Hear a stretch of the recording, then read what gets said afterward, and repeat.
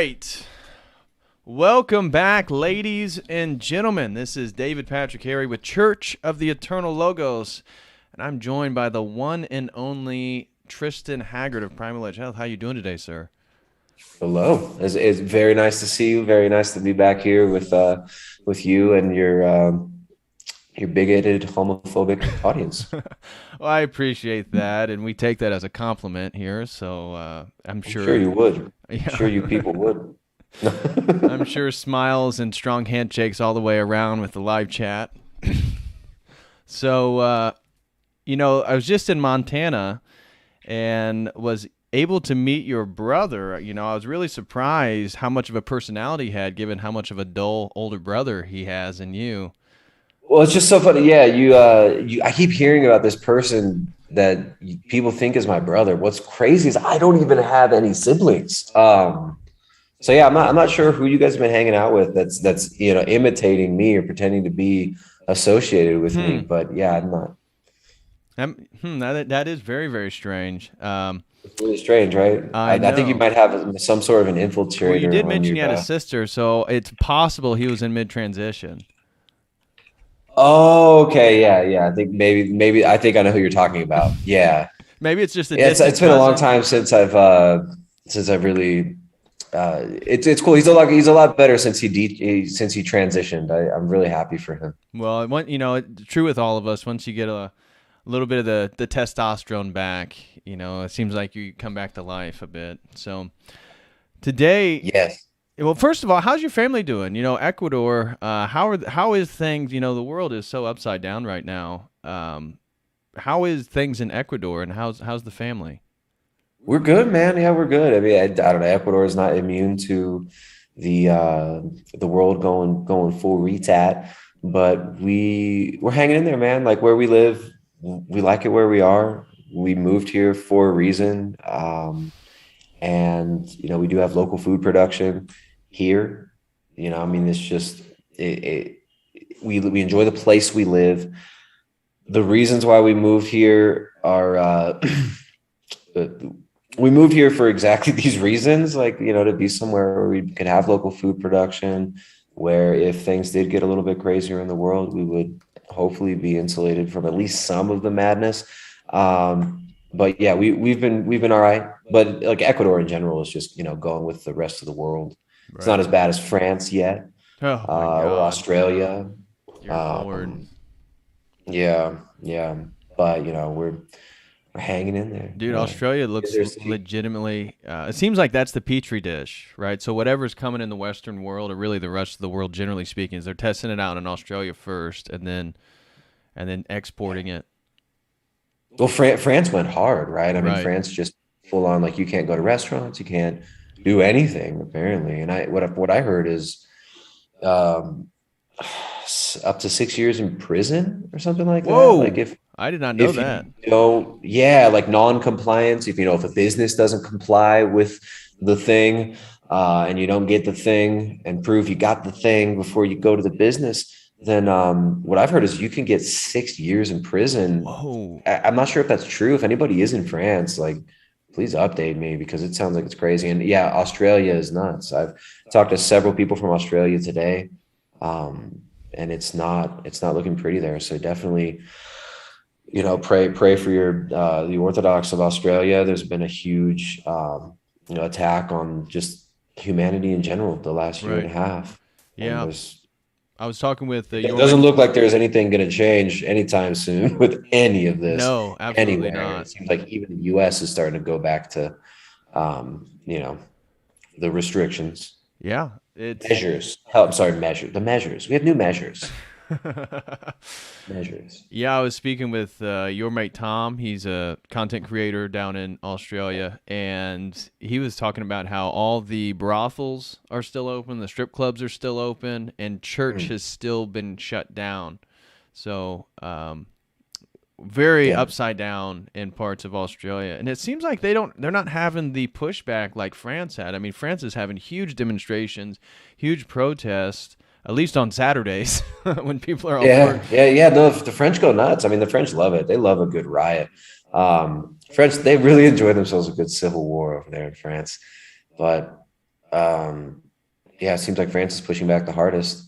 I don't know what kind of response their government's giving other than just ignoring it in France. Right. It seems like that's the thing. They just ignore it. I know. I saw a public statement from one of their military generals in France, warning the government of real possibility of civil war in the very near future. Which, I mean, obviously Uh, everybody saw that coming. But yeah. and I was talking with some people recently because they were talking about leaving the U.S. or going to go find some safe haven somewhere in the world, and I kind of had a different position. I'm sure there's pockets that are better to be in, but generally speaking, it feels like America, especially within the Anglosphere, especially with how they're rolling this stuff out, it's still kind of the last place that they're trying to implement, the full restriction measures as you're highlighting, and that The the fact measures, we can yeah. still purchase our firearms, the fact you can still purchase land, the fact of how big this country is, that it seems like it's still one of the better places to try to set up shop in resistance to the collapse or whatever's coming, trying to fight off the finished product of 2030, the Great Reset. But I mean, there's so many things to consider when you think about moving somewhere too. It's like to pick up, like you got to go, you can't just go like away from your place. I mean, unless you're in like in Australia or the UK, I totally relate to people just like, I got to get out of here. I don't care where I right. go because anywhere is better than Australia or France or the UK right now.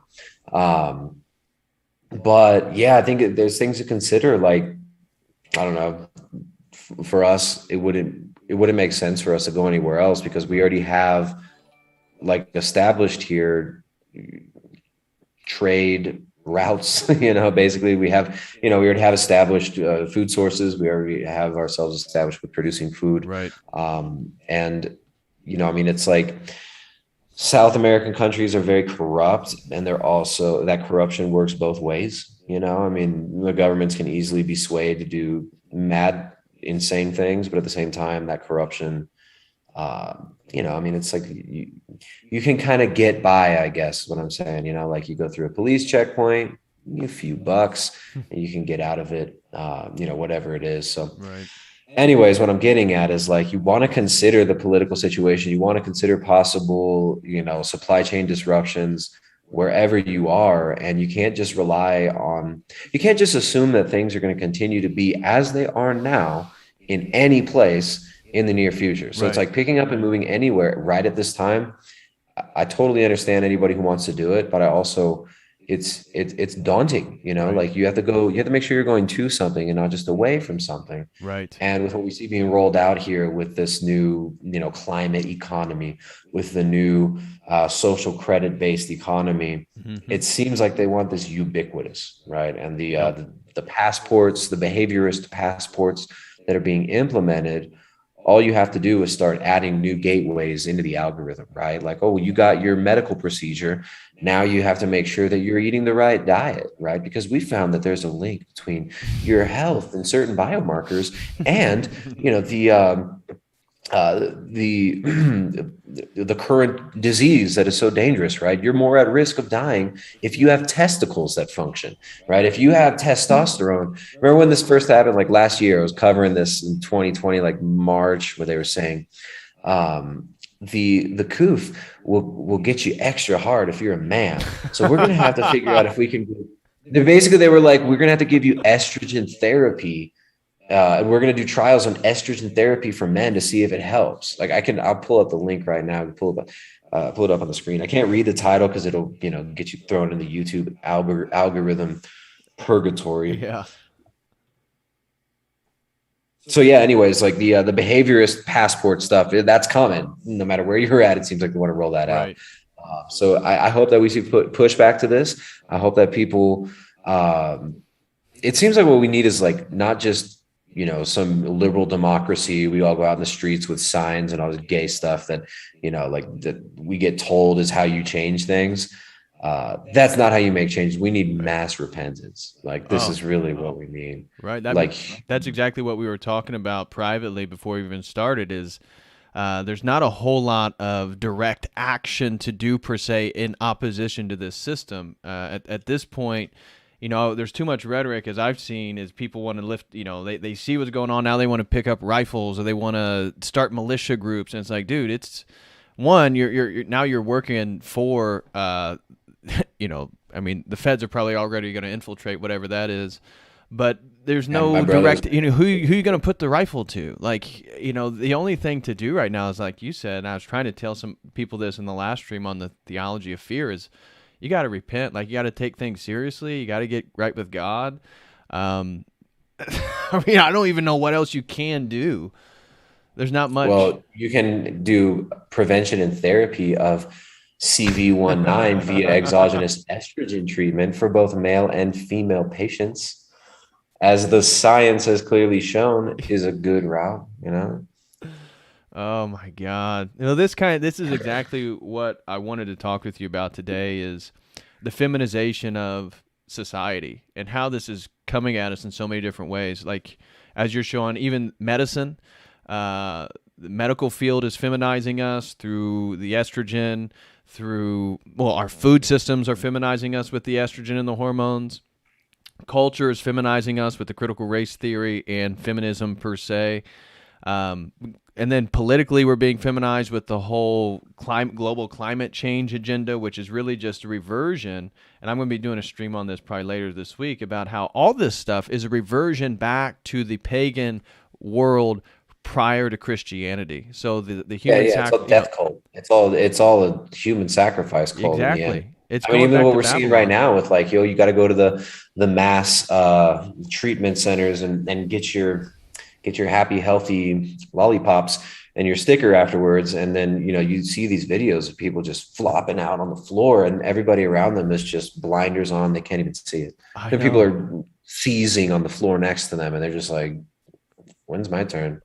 Dude, what was so scary, I pulled up a thing, or was talking about it in one of the streams, of a woman who vaccinated stabbed one of her... waxed her son. I think he was like 16 or 13. He was in the teens, so somewhere between 13 and 16. And he ended up dying. And she said she would have him do it again in the name of science. And so you see how scientism is literally a new idol. It's literally human sacrifice, child sacrifice. Like, it's the Old Testament. It's Israel all over again. And the only thing that protected Israel was repentance, was from a small group of people repenting, following the covenant, following God's law, and he would protect those people. That's like my only advice, as you said, for people right now. But the self-sacrifice of children to the system is crazy. I mean, you mentioned when we were speaking prior about they want to start doing it to children under 1 year old. Is that? Yeah, that's like what the president was like. Oh, we got to figure out. We got all these adults done up, and better get those kids now. From age less than 1 to 16. We got to work on that. Absolutely nuts. Absolutely nuts. Well, first thing that I want to talk about then is really just, you are noted, in the orthosphere, we all kind of have different angles. Your angle is definitely destroying, dismantling, and discouraging many of your vegan opponents. Can you talk a little bit about, again, just how soy-faced, how gay, how feminized this whole vegan, vegetarian agenda is, and again, why what you and your wife do in regards to eating animal products, eating animals, eating meat, the carnivore diet, and all that different stuff, and how it relates to feminization? Yeah, well, diet's obviously a big part of social engineering, right? Kissinger was reported by a reporter back in the 70s of saying you control food, you control you control oil, you control the nations, you control food, you control the people, right? So food is a method not just for the control of people's ability to to eat, right? They've always used food as a weapon. You destroy your enemy's food supply in order to starve them out, right? And the classic siege was all about surrounding the enemy and stopping supplies from coming in and out. And you starve them out, and then people were conquered without having to, you know, actually cut them down with swords, because you just simply surround them and starve them out. So it goes beyond just that, though. I mean, our foods have been genetically modified and bastardized for years now. Yeah, I mean, we've got the Rockefeller Foundation that put a huge influx of about $100 million initially to kickstart the Green Revolution, which ended up with the industrialization of agriculture. The Green Revolution, the industrial ag system that was so instrumental in destroying rural people. It wasn't just about consolidating, you know, big agriculture and big pharma, forming like Voltron and becoming this, you know, behemoth global monoculture food supply thing. It was also about modifying us, right? So in 2001, once the gene revolution started kicking off, the Rockefeller Foundation also funded this as well. So you had the Rockefeller Foundation kind of at the forefront of genetic manipulation technology, doing early studies into messenger RNA, which we wouldn't even have messenger RNA stuff, that we now see attacking our genetic code today. So I've done a few deep dives in the Rockefeller Foundation and kind of shown how the progression of progression of the destruction of rural peoples of our food supply and the bastardization of our foods through the genetic modification, through this technocratic scientism, essentially just demonic manipulation of our food at the very genetic level, has always been funded by people who have an interest in depopulation, right? So another one of the things that I always focus on for the last several years is the feminization of men, right? The destruction of masculinity, the destruction of the family, the huge onslaught of propaganda that we see against traditional family structures, against the so-called patriarchy, right? Oh, the patriarchy is so bad. The patriarchy, right? It's like this push against so-called patriarchy being, you know, so mean and bad.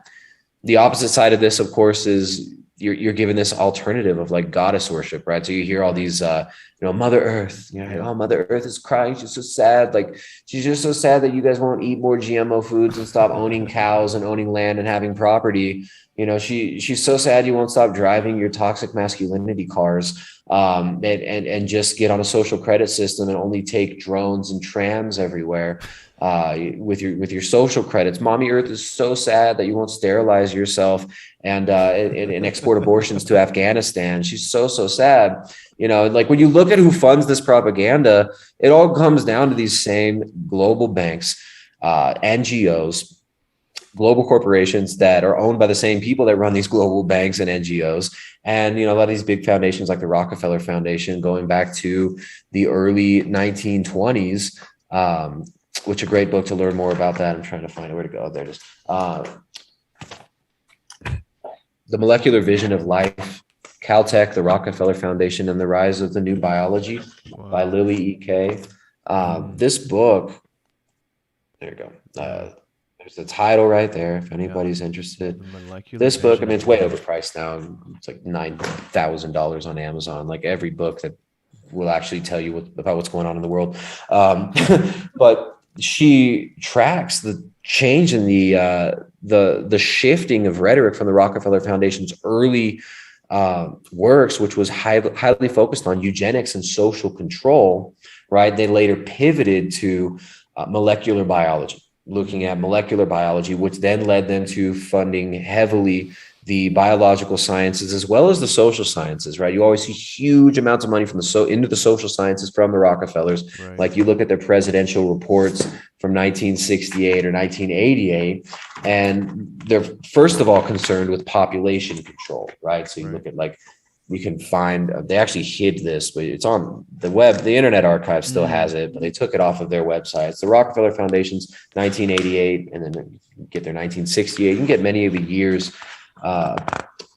previous years' reports about what they fund. And of course, the Rockefeller Foundation are obsessed with agricultural sciences, health sciences, population sciences, which is how do we reduce the population, and arts and humanities, and of course equal opportunity, which then morphs into LGBTQ, gender equality, cut your kid dick off, stuff.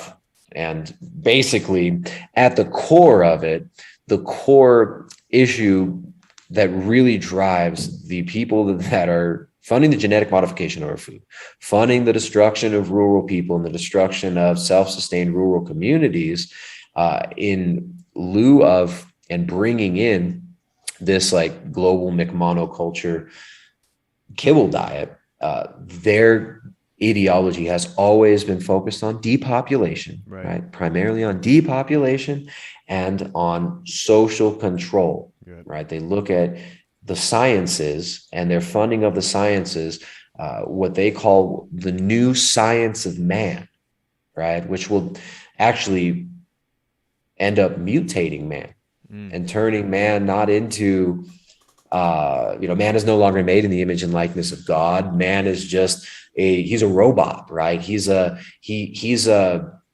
future androgynous robot that can just be programmed through culture, right? Popular culture, the arts and humanities, through universities, through the education system, through the medical system, and even mutated at the physical level, which is why the Rockefeller Foundation funded the first research through Caltech and through their grants into messenger RNA, and the manipulation of the genetic code, which allowed them to then start manipulating genes in crops, right? And then in 2001, which I started to mention earlier, in 2001, you had this company Epicite, and it was announced on September 10th, 2001, September 9th or September 10th, 2001, 1 or 2 days, if I remember correctly, before the something interesting happened, or the 2 days after that, I forget what it was. Something that was a little bit important for, the global McMonoculture spread and, what we see now in Afghanistan. But anyways, that year, Epicite announced that they had developed a spermicidal corn. So I'll pull up the article right now. It's still online. The original article, The Guardian, September 9th, 2001. GM corn set to stop man spreading his seed. Scientists have created the ultimate GM crop, contraceptive corn. Waving fields of maize may one day save the world from overpopulation. Wow. The pregnancy prevention plants are the handiwork of the San Diego biotechnology company Epicite, where researchers have discovered a rare class of human antibodies that attack sperm. Wow, that's amazing. What an amazing development. Of course, this kind of just disappeared, but the State Department ended up doing studies on this very corn, and we don't really know what happened to this after that. So yeah, the attack on our food supply obviously has big funding from big money, from people who have big ideas of essentially, like they say here, stopping man from spreading his seed. And these people are now working through the UN. The Rockefeller Foundation put out this publication a few weeks back called Resetting the Table, right? Going along with the Great Reset kind of, propaganda, whatever you want to call it, agenda. And this is the food reset. And this is, of course, funded through the Rockefeller Foundation. Resetting the Table. I got this pulled up somewhere. Anyways, they're working through the UN food program and through UNESCO, and working towards planetary dietary guidelines. And those are going to have to be in line with, of course, the Sustainable Development Goals, right? Which is we have to reduce our carbon footprint, right? We have to reduce our carbon footprint. Of course, the Sustainable Development Goals also include gender equality and all these other things, right? Gender equality. What does that even mean? Let's make both genders equal is what it seems to mean in the ultimate sense, in this kind of alchemical fusion of ideas that these people are pushing out there. But yeah, the Sustainable Development Goals tie into this. Food and control over the food is not just about, feeding the hungry or feeding the poor. It's really ultimately about controlling and destroying the poor and the hungry and making us all extra poor and extra hungry. Right. Well, I loved when you were talking about that the game is ultimately to modify us, because that is, to me, the larger spiritual emphasis of all this different stuff is to take out the image of God in mankind and implant it with the image of the evil one, or Satan, Lucifer, the devil. Ultimately, at the top, he is the eye at the top of this pyramid of power, of world control. And so being remade in the image of Epicite or Monsanto, or the mRNA technology, where eventually they're already planning on giving you booster shots every 6 months, because the whole point is for eventually those booster shots to be your immune system. They want to shut down your entire immune system, your natural immune system, so you have no natural response, and your life is literally dependent on them, which is like an inversion again of our relationship with God. And they want to be God, and at that spiritual level, that's what all this is about: is how much can they take away the image of God in us? How can you destroy God's creation? How can you destroy the image and likeness of God and draw people away from that as far as you possibly can? And then, of course, they make themselves gods. And then they'll tell you you're gonna be a god, right? I mean, it all goes back to the serpent in the garden. You're gonna be as a god. You're gonna live forever. Just inject the baby bits into you and eat our kibble and cut your kids' dingies off and go vegan for the planet, right? And we're gonna give you lab grown meat, and we're gonna give you GM kibble rations, and that is how you're gonna save the planet. And also, we're going to have to abort your babies too. We're going to have to, maybe we'll have to bring back some pyramid sacrifice and, build a giant ziggurat at Klaus Schwab's island and, start chucking virgins in volcanoes so that the weather stops changing, right? All this goes back to this. It's like this insane, superstitious view of the natural world, this deification of the created order, and worship of, the sun, moon, and stars, and carbon, and the invisible gases, and the invisible carbon gases are changing the weather. And if you don't do this, this, and this, and if you don't, get on the social credit system and kill your children, the invisible carbon gases are going to destroy the planet, and she's going to just, she's going to bleed oil all over the face of the earth because she's so sad. Right. I love the climate change, that the politicians who also promote this nonsense are also buying mansions right on waterfront.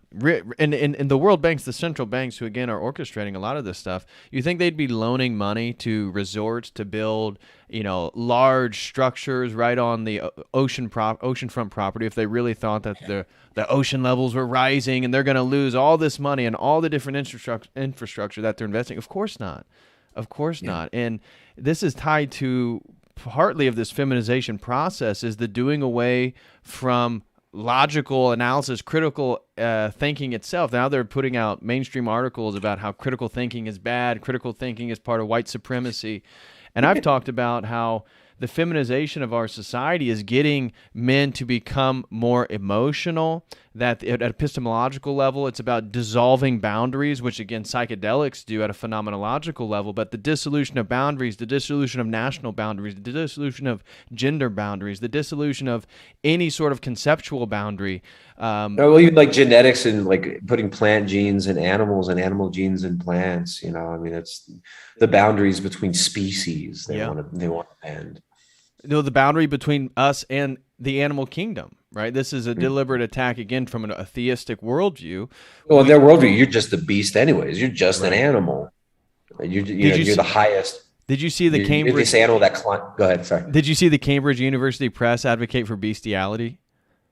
No, but it's what's gross is that I'm not even surprised. It's like, I'm not like, how am I not? Oh yeah, cool, whatever. Now they're openly advocating bestiality. But a lot of these, Peter Singer, who's like this vegan activist and utilitarian philosopher, this guy's, and you're just a psychopathic pervert. Peter Singer wrote an article, and I've talked about this a bunch. I actually read the article a couple times on streams, just to prove to the bigots in the chat that I'm not making this up. Legitimate. This guy wrote an article. Here, I'll pull it up, called "Heavy Petting." And it's an apologetics for bestiality. And here's Peter Singer's article. I'll pull this up right now. Yeah, so he is a vegan advocate and advocate for animal rights. And his article, Heavy Petting, the philosopher of animal liberation, considers a remarkable book which chronicles the history of bestiality. So basically, it's just like, hey, why not? We're just animals, bro. Just like you know, classic Darwinist Coomer pickup lines. We're just animals, man. Like, let's just like hump like animals. He's like, we're just animals, bro. Let's just hunt the animals. It'll be so cool. Oh my God, that was basically what the Cambridge. I mean, this was an academic paper, like with an abstract, with academic citations, literally talking about how bestiality can help with the ecological crisis. All right, I want to find that one. Yeah, just search Cambridge University Press bestiality. I'm sure you'll find Okay, it. but not in Google Images. That's crazy. Yeah, it's 2 days ago. 6 days ago. There it is. Yeah. No, where is this? All right, I'll find it later. That's crazy, man. Yeah, it's Dude, insane. it's not a joke. I know. How are we? We're not even surprised. Like none of this even surprises us at this point, too. Which is like that's alarming. Why has this gone so far that this doesn't surprise us? Right. That's messed up. That's what it's literally without a biblical worldview and a traditional masculine patriarchal structure. I mean, you're lost. You're absolutely lost to all this stuff because how can you make sense from our worldview as Orthodox Christian men? It's like unfolding as scheduled, as planned. All this stuff makes sense. Read the Old Testament. Read your Bible. Read the articles. Read the globalist agenda. Read the globalist literature. It's all right there in front of our face, and it's just crazy.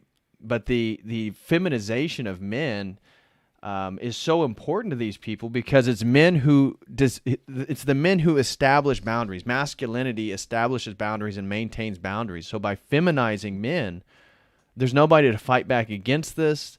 There are no boundaries. Like again, Desmond the Amazing. Where's his father?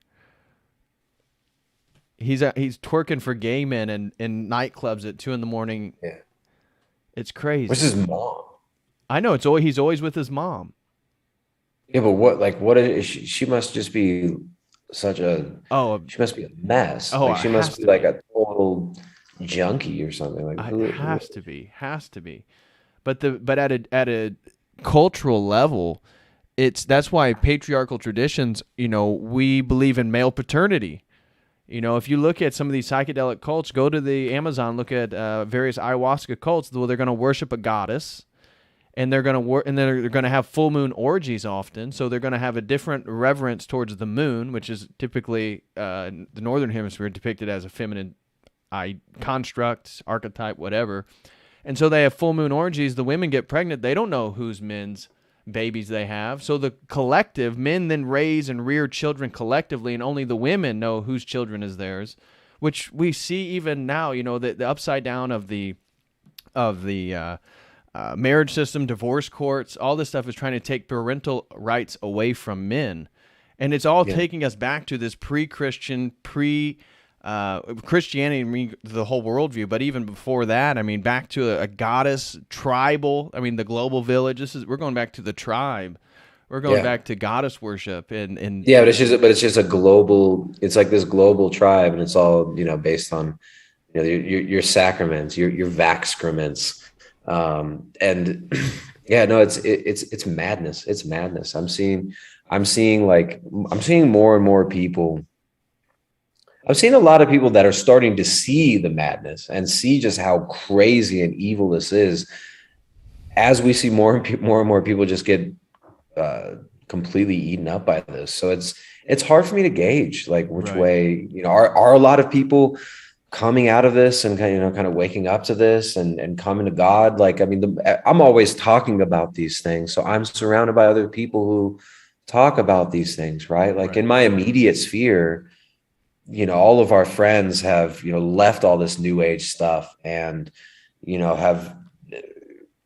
have journeyed towards the belief in God and Christ. And, hopefully, a lot of people to orthodoxy, but it's not, that's just in our immediate sphere. I don't know what it's like out there in the rest of the world. All I know is what, the people I interact with, look at all these people in your chat. I see all these people who probably never get notifications from my channel anymore, because I never see these people on my channel anymore. Like Klaus Schwab, Dangerfield, you know, all these, everybody with wrenches in your chat. Like, I know all these people, you know, they know what's going on. Right. They know what's happening. But I don't know what the average normie sees, man. I feel like the average normie is just like tuned out to themselves, tuned out to what their heart's really telling them, tuned out to their conscience at this point.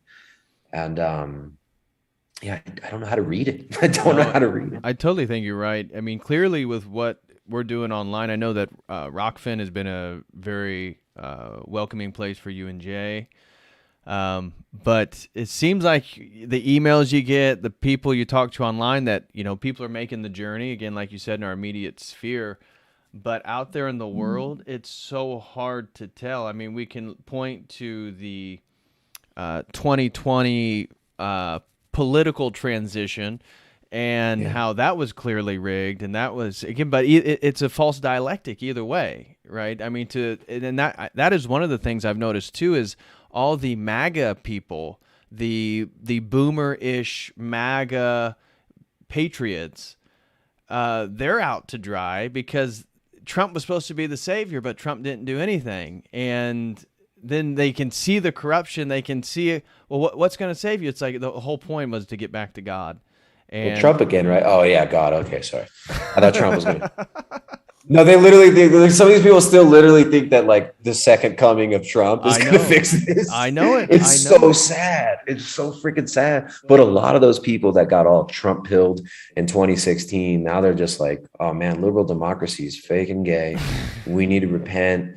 And we got to be building real communities and building up, you know, true communities and having families. So this is a lot of people did go in that direction, which is cool.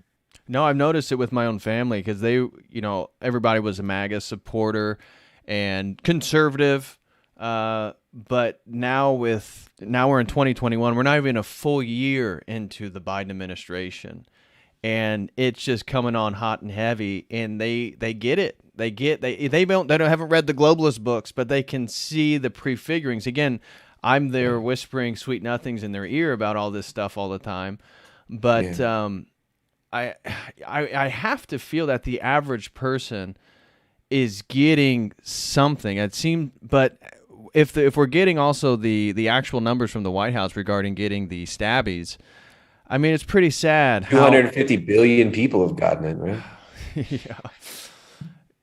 Yeah, exactly. I think it's been 112% success rate in the United States. It's 150% effective. It's 180% safe.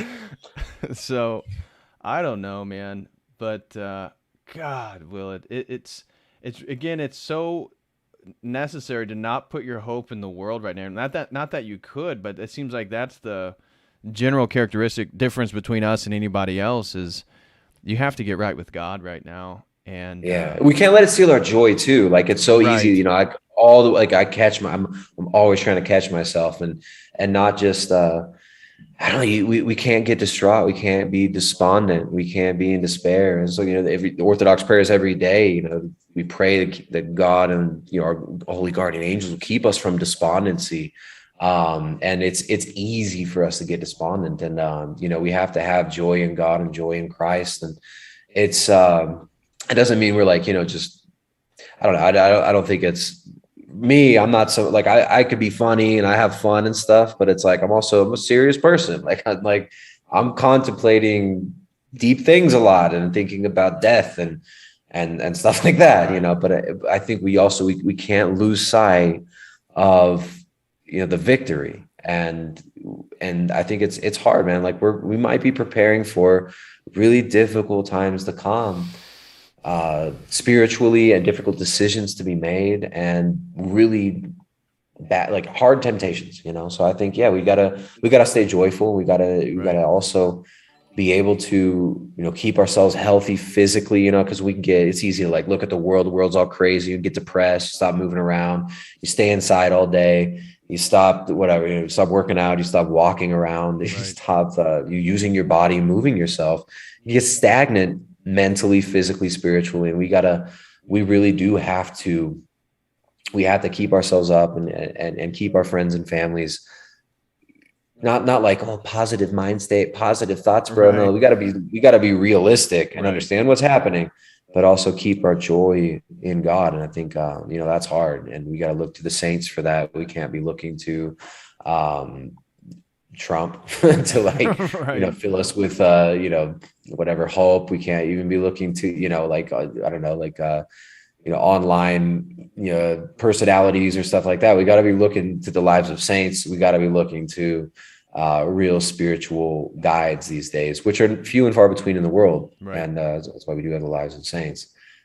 No, that's such a crucial point, and I've noticed for myself, because given what we do, we're taking this information in like 24/7, Constant. and And people send us stuff all the time. It's exactly. like somebody's like, I don't want to know right now. Shut up, But staying physically active that's how I notice that when I get a little bit too tense or the aggression builds up, he's got to do something physical. And then, then I can get back into a much more relaxed, joyful state. Again, it's so serious. That's what I was trying to explain to people is it's so surreal. It's so surreal that it's literally happening. And it's right in front of your face if you have the understanding to see what's going on.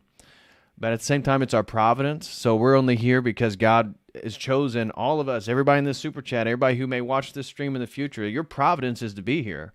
And so what are you going to do with it? Clearly, whatever your purpose is to resist it in one way or another in whatever way that you can. So we're all going to be judged based on how we respond to this thing, because clearly it's so obviously evil. Anybody that has any inkling of God or any sense of objective morality can sense that. Yeah. So yeah, it's crazy. No, I mean, everything is under attack right now. Right, our health, our food supply. I mean, your freedom to move, yeah, your freedom to speak, to think. Right, like my YouTube channel has just been completely destroyed it's just been hidden. Like nobody gets notifications on my channel anymore, which, just a reminder, if you guys are watching this, make sure I do have a YouTube channel. I'll put the link. Yeah, I'll please find the do. link over here. I'll throw it in the chat, but please make sure to go over, subscribe to my channel over there. And, if you already were subscribed, you're very likely going to find that you're no longer subscribed. So, make sure you're subscribed to my channel over there. I'll find the Rockfin link too. My assistant is weaving next to me. And so I don't have my usual assistant that can send me the link. So I'll be clicking away in here. But yeah, I mean, it's, even talking about these things, I can't even talk about these things without YouTube just completely getting false strikes on my channel, community guidelines strike that's still standing somehow, even though it's been like 2 or 3 months. I mean, the reach on the channel has been destroyed, but, we do have a channel over there on Rockfin, which is awesome. Rockfin, we're allowed to speak freely over there and actually monetize, which YouTube has made me unable to even monetize. So here, I'll put the link for the Rockfin channel as well. And you guys, please make sure to go over there to Rockfin. You can follow me on Rockfin for free. And if you feel so inclined, you could even upgrade to a subscription and get access to all the premium member stuff over there. How does that work, by the way? I applied and never got a response from them. I think I applied twice. Okay. Yeah, we emailed them, and then my wife actually ended up talking to the guy from Rockfin, and they're like, "Yeah, okay, yeah, maybe it'd be a good fit." And they said they're going to keep opening it up more and more, but I don't even know like what their criteria is. I mean, there's some people, there's some good stuff on there, like my channel and my channel. My channel's on there. So there's other good channels like mine, like my channel's there. Also, my channel's on Rockfin, which is really good. There might be 1 or 2 other people. No, but you got like Jay Dyer's on there and stuff. They let Jay on, so I don't know why they would let you on. I think it's probably just they look at size. I mean, my channel's so damn small. I'm so nichey over here. Yeah, but like what on YouTube, your like subscriber base, the subscriber size doesn't matter because YouTube can just cut your subscribers off from you. Right. Like I had 133,000 subscribers, and then YouTube just started taking 3,000 a month. Oh my I gosh. was like, these are 500 a month, right? 5 to 1,000. 500 to 1,000 a month removed, and then some months it would be like 500 new ones, so it would balance out sometimes. But now it's like 300 to 500 removed. They've slowed it down a little bit, and so yeah. But with Rock, like as far as YouTube goes, I wouldn't. I mean, you got what 145 people watching now. Like I used to get 200, 215, 220 watching normally, but then YouTube just cut my reach, and I can't reach my audience. And now I'm lucky to get 100, and I just send people over there to Rockfin too. Right. But yeah, there's some other good stuff on Rockfin, you know. But they also like, I don't know. I think they are looking at probably just size because they want to grow their platform. Right. But I think you just show like, look how many viewers I have during a live stream, because you have, and it's engagement. So like, you know, I mean, there might be a channel with 5 million subscribers and they're getting as many views on videos as you have. Not that popularity makes you like, you know, better or something on YouTube or the content better, but like you got good engagement. I mean, Right. maybe try again, or I can try to blackmail them. And tell them, you know, Yeah. No, got it's all information. good. I'll try to blackmail them and I'll just threaten keep on them. keeping on. I'll Send a apply strongly again. worded letter to them. Yeah. But like, you let this degenerate Sam Tripoli come over there and talk about all his Tinfoil hats. degeneracy. You won't let my wholesome friend, my wholesome educated friend, Church of the Eternal Logos on. Maybe if you called yourself like the stripper and cocaine social hour, you could help to grow your numbers. Church of the Eternal Logos may be too might be too family friendly for. So, in regards to our topic again in the feminization, with your own perspective, why do you think, from your research with the Rockefeller stuff, with the global elite book, you know, all the different books, why is the feminization so important, and how does this relate to androgyny and Because women transhumanism? suck and men are cool and they don't like cool things. No, I'm just kidding. Look, I mean, you're made in the image and likeness of God, right? You're made male and female. And I think you said it really beautifully earlier. Like they're attacking the foundational beliefs, not just the foundational beliefs, but also like the fundamental building blocks of nature as they see it. They want to destroy you from the molecular level up. Yes. Through the modification and the control of everything. So really what it comes down to is the spiritual drive to destroy and wipe out the image and likeness of man. And the demons, they can't do that. They have to get man to do that for them. So yeah, I think really what it comes down to is that it's a demonic drive for destruction, for control, and food, and the feminization of men through not just your your physical body, but also through food is this is a major thing. So I mean, you see toxic masculinities. I've got this article pulled up here. It's just, you know, just one of Men are killing thousands the planet. of meat and men. Men are killing the planet because toxic masculinity means they won't go veggie. I mean, dude, like you just any week I can just look up toxic masculinity and meat on Google. And then you'll find this. It's going to be a new article every few weeks, you know, and it's like here, many blokes. I don't know if this is blokes. No, it's many blokes. It's not Australia. So they're not blokes. They're blokes. Many blokes are killing our planet by eating too much meat and shunning vegetarianism, according to a new study. Oh, so you know it's true, right? Yeah. A British man said a new study said that you're destroying the planet because you won't give up the meat and eat the kibble and drink cockroach milk and drink Bill Gates's fake milk.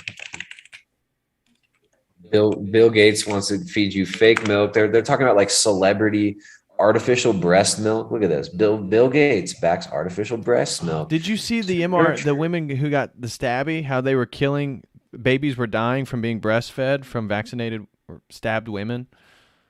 It means it's working, right? Exactly. They're not dying of COVID. Yeah, no, dude. I mean, it's like, look, they literally want to come for your breast milk. Bill Gates backs artificial breast milk. They're coming for your breast milk, folks. He wants to.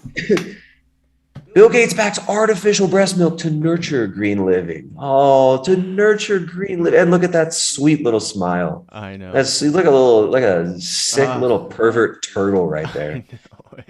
Like he looks like he's got like a sharp beak inside. He doesn't even have teeth. He's got a beak underneath there. He just snaps at you. So like this is real. I mean, they want to destroy your desire to, and it's not just about, oh, like meat makes you a man or something like that, but they attack that idea too. So they attack you, they gaslight you with this constant thing of like, oh, you just think that meat makes you manly or something. No, meat's just a necessary food for being healthy. Right. Like you got to eat food to stay healthy. And these people want to replace that with fake kibble. Right. So it's not like, oh yeah, we think that, dude, if you don't eat meat, you're a fag. No, it's just like you actually need to eat animal foods to get certain nutrients, right? You have iodine, right, and you're going to find that in seafood. You can get it from like, the vegans are like, well, you could get it from seaweed. Yeah. All you vegans are out there just loading up on seaweed with your Beyond Meat burgers, right? But you need iodine for your brain development. Right? You need iodine for your central nervous system to develop. If you don't have iodine, you're going to be literally retarded. You need vitamin A, which is a fat soluble vitamin. If a woman doesn't get enough vitamin A during pregnancy, her baby can be born essentially with a poorly developed central nervous system. So they did studies on this back in the 1930s with pigs. And farmers always knew that if pigs were short in the retinol form of vitamin A during pregnancy, the sows would give birth to not just babies that had growth retarded. I'm not like, not like retarded, like a retard or something, but like retarded growth. Yeah, no. But they would retard their growth, but also the central nervous system wouldn't be formed, and they would be born without eyes. Pigs would be born without eyes if they're not getting enough vitamin A. Where do you get vitamin A? You get that from animal foods. You get that from meat. You get that from liver. Right? You get that from the organs that are also demonized in our culture. And they tell you, oh, you don't eat liver, don't eat kidney. These are all bad. You shouldn't eat this. You look at a cookbook from the 70s. Like we got this cookbook from my grandma called The Joy of Cooking, right? Like all the boomer moms had the joy of cooking. Your mom definitely got that in your house somewhere. Okay. You go look at the Joy of Cooking cookbook from the your mom's probably pretty young. My mom's 70. But like your mom's 70. Okay. So she's probably got one of these that she got from her mom. And this book, like it's got how many brains recipes were in that book? There's like 10 recipes that include brains. Like you can't even buy brains in the store now. When I was a kid, I remember like in elementary school, you dissect a brain, you go to the store, you get a cow brain. These used to be sold in stores, but no, now mad cow disease is going to kill you if you eat the brains, right?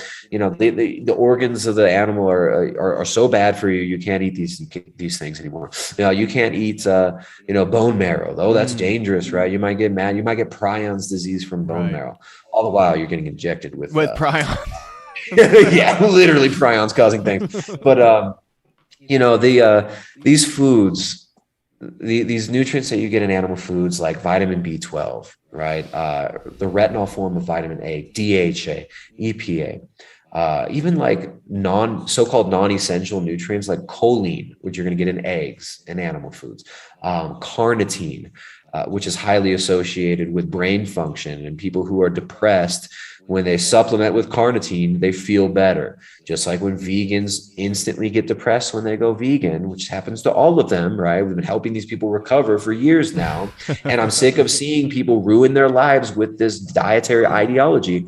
When they get depressed and they eat meat again, they feel better. There are things like taurine, carnitine, carnosine, creatine, which clearly you are familiar with, sir. Clearly overdosed on creatine in your lifetime, Mr. Church of the Eternal Logos over there. So like if you're trying to put on muscle, everybody knows creatine is useful. Right. You don't even need to supplement creatine if you eat enough meat. Right. Like you can get that 5 grams of creatine by, focusing on good animal foods. You're going to get 5 grams of creatine on good, you eat a big old tomahawk steak a few times a week. I just had my ribeye before we came on. I've been trying to eat a steak a day. I know it's controversial in our Orthodox community, but as I told you last time we talked, dude, since I've incorporated a steak a day in my life, it just felt so much better. I'm mad right now because I haven't had a steak in many days. Like we're on the old calendar, so yeah, we it's been 4 days since I've had a steak, and yeah. Aren't you carnivore? So you do carnivore Yeah, without? but I can like during the fast, I gotta modify that a bit. Yeah, so How do you I've just been modify that for the people listening? I'm sure I've been eating rice and shrimp and octopus every You're day. eating Quaker's rice patties or something? No, I just I eat like literal. I've been eating bugs, bro. No, we have this sack of rice, and these weevils, they do get into it, and I have been eating some bugs with my rice. We've got some infiltrators in our rice, and they just get cooked up with the rice. I've just been eating rice with shrimp and octopus, which gets kind of expensive. It's actually more expensive here to eat fasting foods than meat. It's funny, yeah. Here you can get ribeyes for $6.89 a kilo. Yeah. Well, Don't tell Klaus Schwab. I know our buddy Jay Dyer that he doesn't skimp out on the red meat.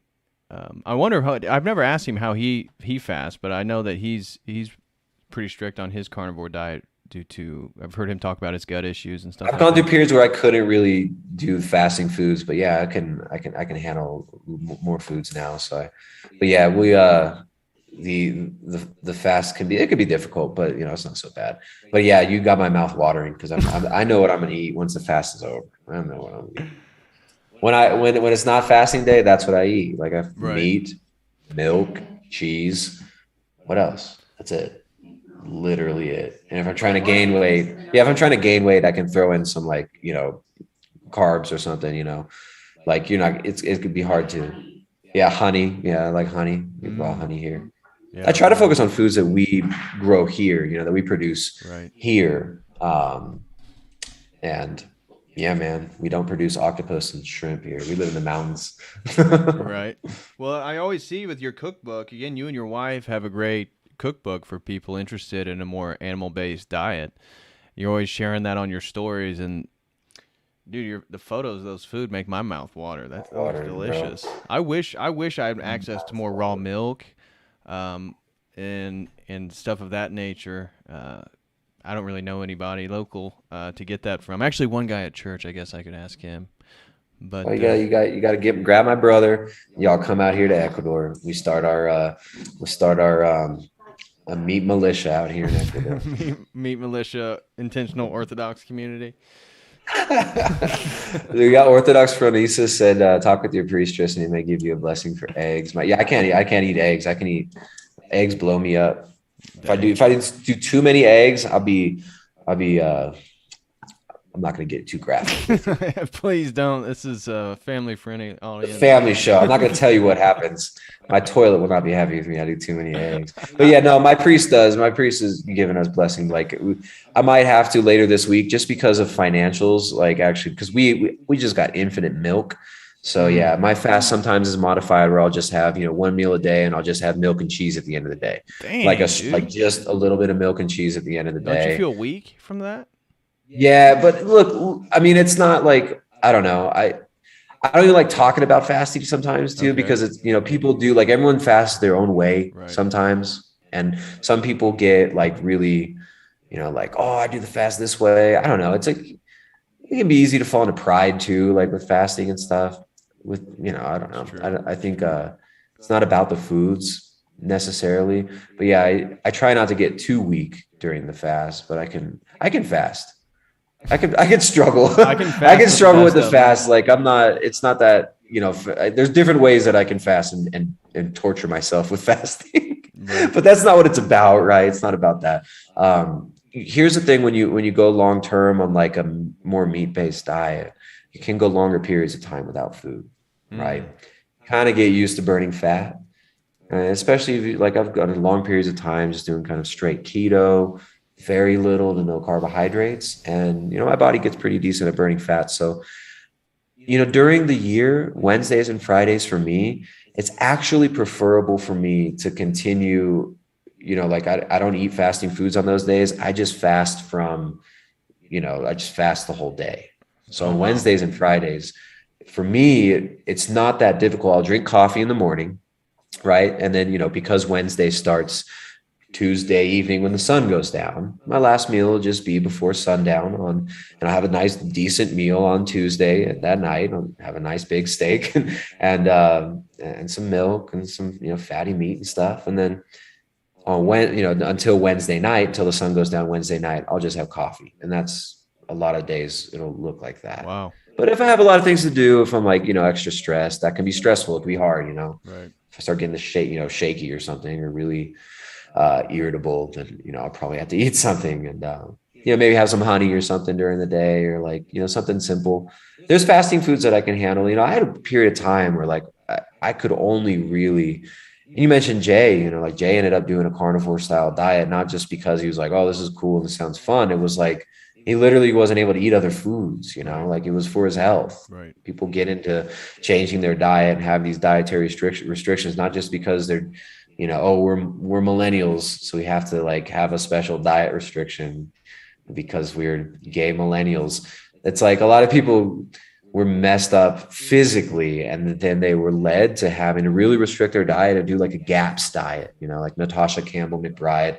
Dr. Natasha Campbell McBride has the GAPS diet, the gut and psychology syndrome diet. And she helps a lot of autistic children with this. And it's basically a carnivore diet. It's based on bone broth, animal foods, and then you slowly add foods back in and then take them out if you get a reaction to them. And a lot of people end up there for health reasons, right? And it's cool. I mean, thankfully, you end up able to have a lot more variety in foods, and the variety of foods can expand after it contracts for a while. And for me, like fasting days will be, it depends on where I'm at. And, long fasts are always hard. Right. It's always a struggle. But it's not just about the foods, what my priest has said. My spiritual father says it's not just about the foods you eat. And Right.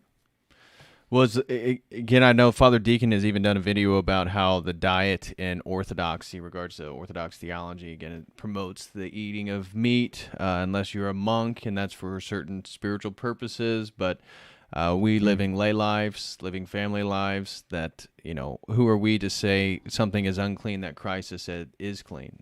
Reference back to Peter. So in regards to this feminization process and all these different diets, I mean, one of the things that I thought about for today's stream is whether it be the goddess worship of the New Age nonsense, or the feminization of through literal castration, through molecular engineering, through diet. It's all the crux of all this stuff, or at least the central nexus of this web, is the global climate change agenda. Could you speak to how you see, again, having researched and dealt with this stuff much more than I have, how you all, or if you do, I assume you do, see the global climate change as the pretext and the nexus, whether it be the Rockefeller Foundation, the Clinton Global Initiative, the central, the various think tanks of the elites, throughout time. Can you speak to that a little bit? Yeah, absolutely, man. I mean, this is the culmination of the social engineering zeitgeist that we've seen for the last century, right? It's about some people say eco-fascism, eco-communism, but it's kind of like a synthesis of what they learned from the Bolsheviks, what they learned from the Nazis, combined into this new global religion that's based on nature worship, right? It's based on carbon taxes, carbon credits, quantification, data, right? So all this ties into this, blockchain, right? And every transaction being on the blockchain, all information being on these blockchain-based systems for tracking, tracing, and controlling our movement, right? What we consume. And ultimately, yes, this does come down to a resource consolidation agenda, but it kind of gets like these people who say, like Bill Gates say he wants to save the planet. These people really don't. They worship themselves, right? Like they don't worship nature. Like you look at Bill Gates, he was like a pudgy muffin topped freaking I know. baggy It turtle. almost looked like he the had dude- breast in a recent photo I saw him walking on a sidewalk.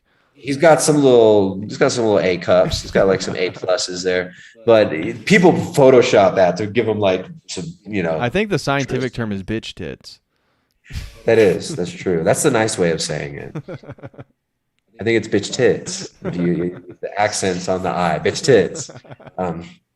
So you look at these people like Bill Gates is spending time outside. Bill Gates is not spending time in the natural world. Bill Gates is shooting around the world on private jets, drinking baby blood or whatever, So like who knows what these people really do, man? He's hanging out at Epstein Island. Right. Like these people worship themselves. They worship the passions. A lot of them are compromised because they have certain appetites, whether that be for children or women or just power, right. Or vanity or fame or inflicting harm on people. I mean, some of these people, a lot of these people are obsessed with depopulation. Why are they obsessed with it? They see human beings as gross. They see human beings as dirty. And they use the excuse of ecology while at the same time spraying glyphosate everywhere. Like Bill Gates is one of the biggest investors in Monsanto. So it's like this dude's creating the dead zones in the ocean, right? While saying, I'm going to save the animals. I'm going to save the planet. No, dude, you're like actually destroying this place we live in, right? While saying you're going to save it by destroying it more. So it's really evil and demonic. And yeah, it gets sold to us. Like you said, it's like this nature worship thing where, we have to quantify everything. And if we don't decrease our consumption of meat, of animal foods, and start eating foods from factories, like the Rockefeller Foundation put in their 1968 population council report for Richard Nixon, they said you're gonna have to move towards eating foods from factories instead of eating foods that were grown locally and grown, coming from the earth. So this idea of herding people into smart cities in order to save the natural world, these people, they want to have giant nature reserves, right, where only the elite can afford to go there. Right. They want to put you on a social credit system where you don't get to eat meat. But they're going to have herds of bison. Right. They're going to be doing all these sorts of experiment with land management and conservation and these huge nature reserves where you don't have access to it. So it's about getting rid of the people, right, which, us being the stewards of the natural world, given dominion over the earth, they want to get rid of every last human being except for them, is what a lot of these people are obsessed with. Right. And they want to turn the remaining human beings into basically robots to be used as sex objects or as physical labor. Right. They want to turn you into beasts of burden and turn themselves into gods, right, over a garden that they tend and create that's made in their image, exactly, in their likeness. Exactly. And they want to take away the image and likeness of God from you and remake you in the likeness of beasts while they themselves become gods. And then they say, there is no God. Anybody who believes in God is foolish. We're just our own gods. But it's like, yet they're constantly reenacting and not even just reenacting, but constantly living out the lies of the serpent. Right. Right. It's a recapitulation of the original sin. Lucifer was the most beautiful, the most intelligent of God's created angels. And that's how they perceive themselves. And that's ultimately the deal that they've exchanged, whether it be some eyes wide shut contract or it's just the sin that they've given themselves over to at a lifelong level. But it is the recapitulation of the original sin. And that's the whole game of this spiritual warfare, is to get you to die before you've repented and built a relationship with Christ, who's the only person that can save you. And so, but we're talking about Bill Gates. What are your thoughts with like him being pushed aside or stepping down with the Rockefeller Foundation? Like when we look at the Klaus Schwabs of the world or the George Soros or the Bill Gates, are these just even puppets themselves that are frontmen for more of the real power hands at play, the maskless, the faceless?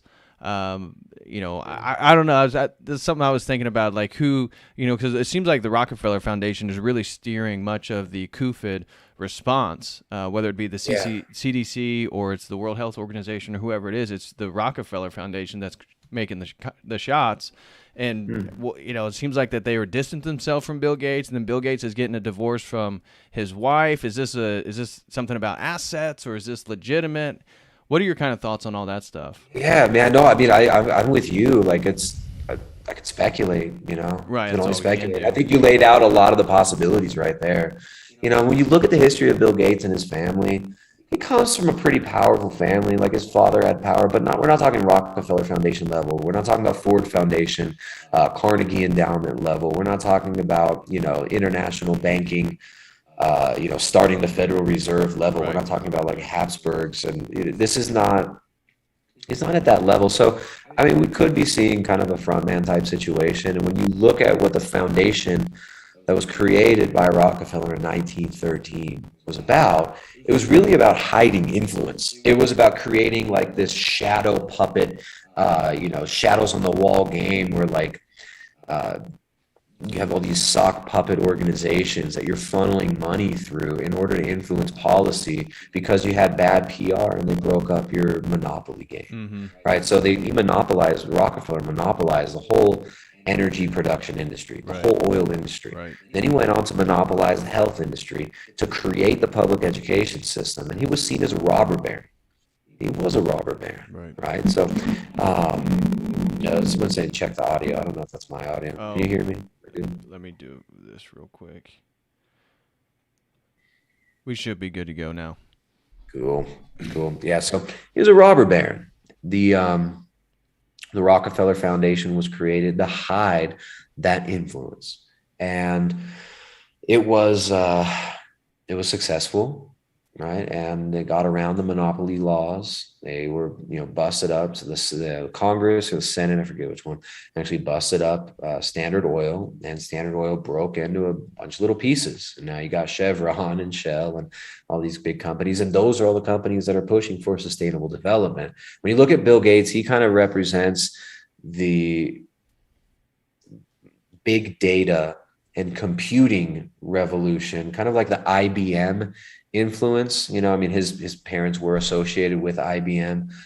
Bill Gates and Microsoft wouldn't be the powerhouse they were today. They're the continuation of IBM, which of course IBM was used to track the slave labor and the dissident labor camps for the Germans. Right during the war, they implemented the tattoo systems to track. You know, the IBM was instrumental in the concentration camp system in Nazi Germany. So Bill Gates kind of represents that power block and that aspect of the economic order. Right. But I think the real, like, where the money came from for IBM, a lot of this is probably obscured, and there may be scholars who have figured these things out and traced these back to where this money comes from. But I would suspect that you would definitely have, you know, I mean, Rockefeller and the Rockefeller Foundation funded the molecular biology programs and funded this idea of started the idea of the public-private partnerships, right? Like, you wouldn't have Klaus Schwab if the Rockefellers hadn't started this whole public-private partnership thing during the war years, World War II, especially, and the Manhattan Project, right? So like the computing stuff, that all did come out of the Manhattan Project to a certain extent, right? This came out of these government programs, the private public partnerships through universities, NGOs, the government, corporations, all working together in classified projects for warfare purposes. Right. And yeah, I mean, I don't know, I'm kind of thinking out loud right now. I'm kind of trying to map my own thoughts on this, but it does seem like Bill Gates and Microsoft are just an extension of that. Right. Bill Gates is DARPA, right? Like, and you wouldn't have communist China. Legitimately, look at his patents. Like, legitimately, he is DARPA. He's literally, like the Bill Gates, the Microsoft W0202060606 patent, where it's Microsoft patenting a cryptocurrency based social credit type rollout for your biological data using internal and external sensors. And this was patented. This was at the end of 2009. No, the beginning of 2020, this patent came out right when all this Corona stuff started happening. So Yeah, I think Bill Gates to a certain extent, he's not like the main guy. Like, I don't know. I feel like maybe is to a certain extent. He's very powerful. He's obviously very powerful, but Right. he's not like, the ultimate most powerful man in the world. There are probably people who tell him, "Hey man, like this is where we're going with this, and we'd like you to do this." Right. If he was that powerful, will he be going on MSNBC? Would he talk to Ferguson Cooper? Like, I don't think he would be talking to Ferguson Cooper if he was super powerful, Right. But I don't know.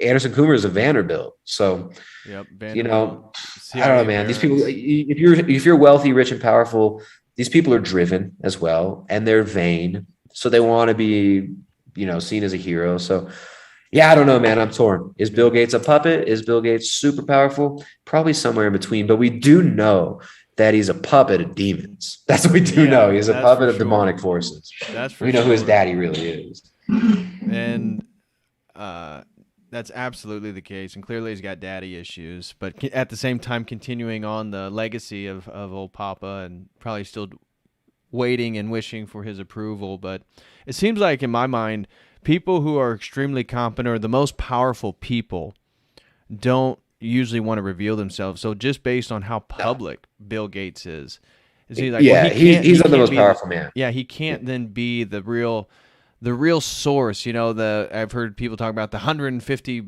billionaires that run the world. I would imagine the guy who has the most power in that room, we don't know his name.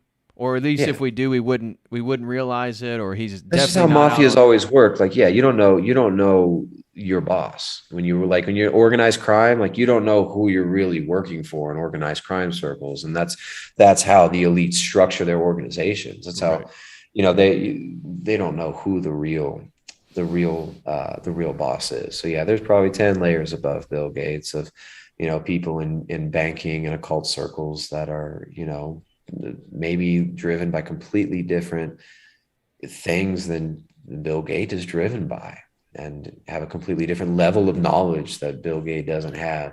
But guys like Bill Gates, guys like Rockefeller. I mean, Rockefeller was a much more powerful. Yeah, that's what I would say. He was much more powerful than old Billy Gates. Yeah. They have power. Bill Gates has power. Oh, absolutely. His money's power. He's not just an idiot. Yeah. But he's kind of an idiot. No, I absolutely think he's powerful.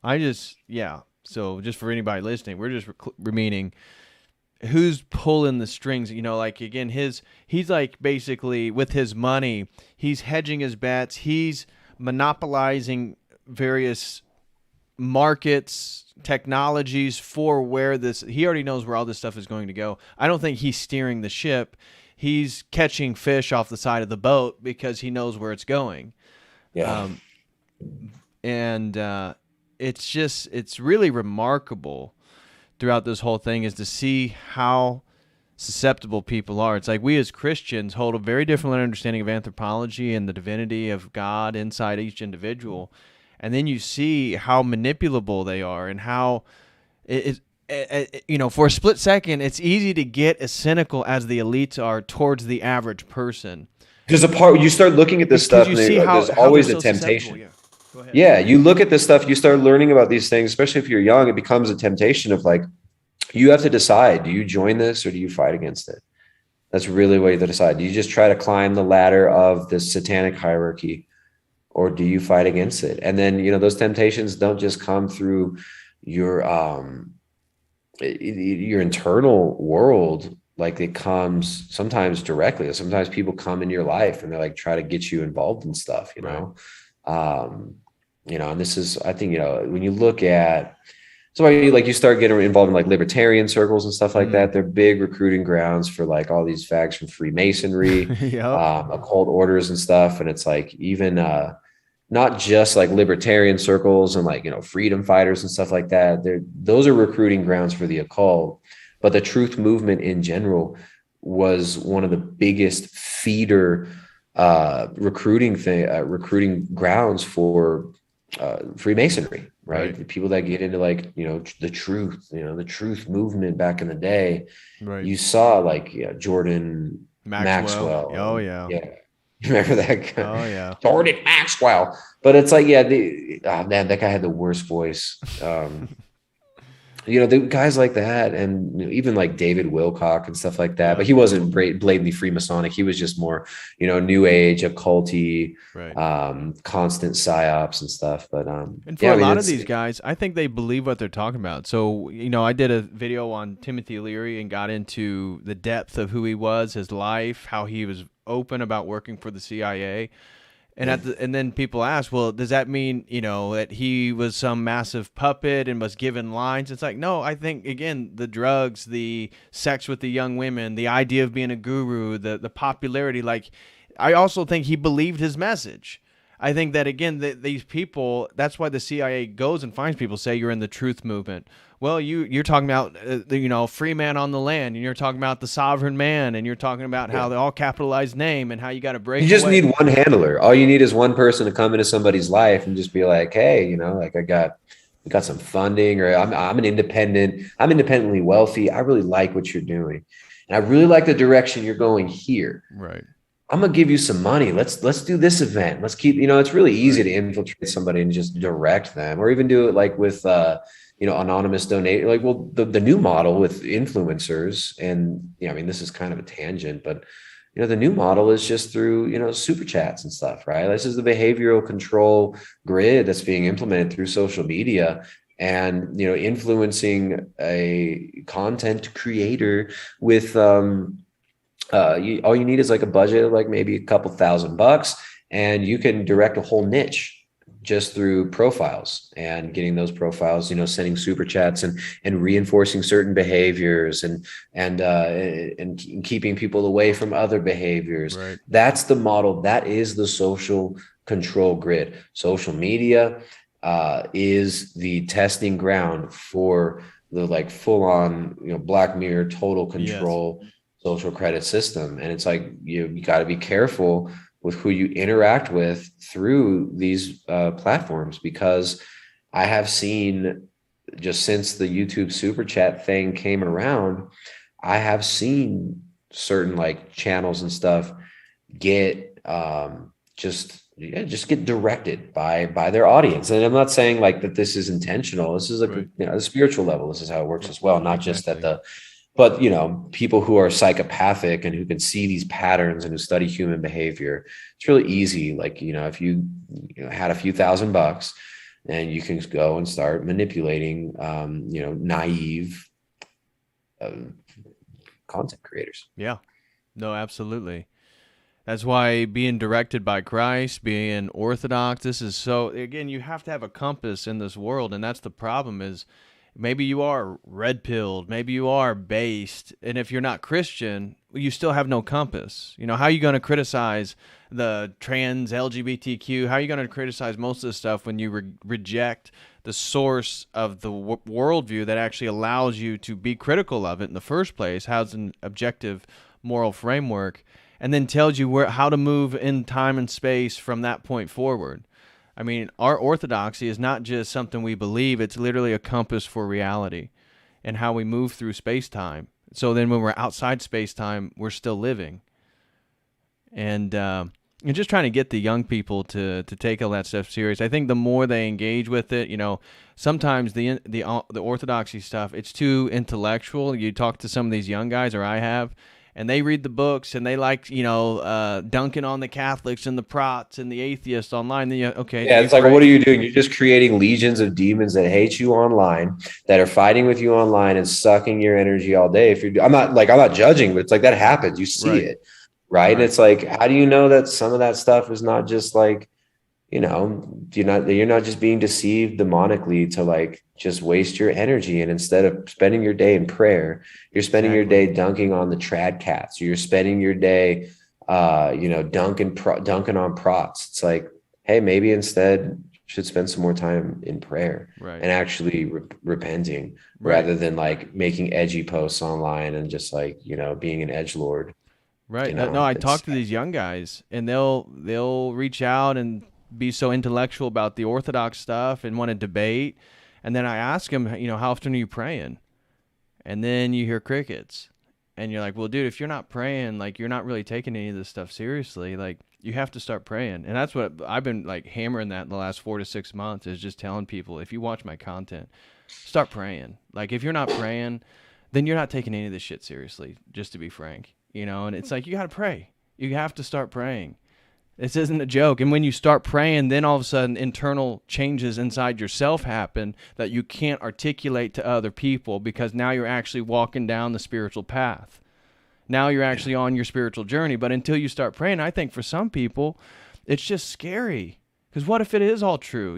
It's easier for me to just learn the arguments and watch my Jay Dyer content so I can learn the transcendental argument, and then I can go out in these little online circles. Yeah, who cares? You're just you're just going to be puffing up your ego. You're just going to be playing the I'm right game, and you're basically just arguing with your imaginary daddy as like a, basically regressed 12-year-old who has to be right because he's so full of pride all the time. And then what are you doing to spiritually advance at that point? So we got to get real with ourselves. And it's like, what are we doing on here? Right. What is the point? What is the point of dunking on fools online? If you're not like, what's the point anyways? Like, if you act like you want to actually convince people of your arguments, but you're mostly concerned with like making your opponents look like an idiot. That's supposed to bring people into your church. You believe that orthodoxy is the truth. But you're going to be bringing, but all you're going to be doing is upsetting people and turning them away from it if you just are focused on dunking on fools and making people look stupid. Right. Then what is that? It's like crazy, right? Right. It's a cheap way to get, again, like what Dyer does. Dude, he's been reading that stuff for well over 20 years. Like, you're not going to do that. Like, you're 18, 19, 22 years old. Like, that's not you. Like, like, go pray, read your Bible, man. Like, I think, again, you'd see just doing the online stuff, people don't realize how much time it takes to become a person with enough a body of knowledge to do these streams. Like, it took me a decade of just reading stuff to be smart enough till I was 30, 31 years old to even get on here and stream. And people think, oh, well, I'm 18, 19, I'm going to do the same thing. It's like, no, this is like, it's work, and orthodoxy isn't just about debates, even though, again, as orthodox, it's not an intellectual endeavor. This is what Father Seraphim Rose, when you read Father Seraphim Rose's biography, which is hard to find now. I don't know why it's been out of print. I mean, I don't know. Maybe reasons that they haven't reprinted it, but they should reprint it. I feel bad because now people are going to go look for the book, and Amazon's going to try to sell it to them for $900. But if you read Father Seraphim Rose's biography and you look at his life, it's like, he talks a lot about this, about the zealousness of like this false zeal, right? Zeal not according to knowledge in the scriptures, where it's like, you call them crazy converts and stuff, where it was like, there really is this phenomenon of people just get so zealous, and it's not about living a spiritual life. It's about being right. And it's about I'm the true Orthodox. No one else is really Orthodox. I'm the true Christian. Everybody else is a heretic. Like, no, all you're doing right there is exactly what the demons want to a certain extent. If you're not actually living a spiritual life, if you're not living a life of prayer and repentance, if you're not actually observing yourself and being harder on yourself than you're being on these, other people around you, then you're not living an Orthodox life. You want an Orthodox veneer. You want to use orthodoxy as a weapon, and you're trying to use Christ as a weapon. And unfortunately, it's not going to be fruitful if we just look at it as an intellectual endeavor, as an intellectual battle. It's a trap. It's a huge trap. And we need to be looking at the lives of saints, right? Not the lives of e-celebs. Amen. We have to be reading the scriptures. We have to be reading the lives of saints. We have to be actually living this and praying and repenting, not just trying to be a part of an online gang of dudes dunking on people in comment sections, because that's fruitless. Like, you're not going to look back on your life and say, man, I really wish I dunked on more fools in the YouTube comment section. I really wish I told more people to cope and seethe in the YouTube comment sections and demanded that every Protestant debate Jay Dyer.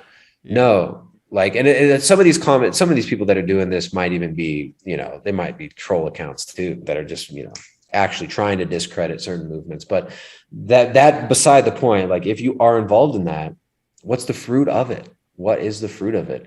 But I guess somebody mentioned Fuentes. Yeah, that's one of the characters that like I think everybody saw just get really propped up for whatever reason. But like, I mean, he had $500,000 given to him in BTC.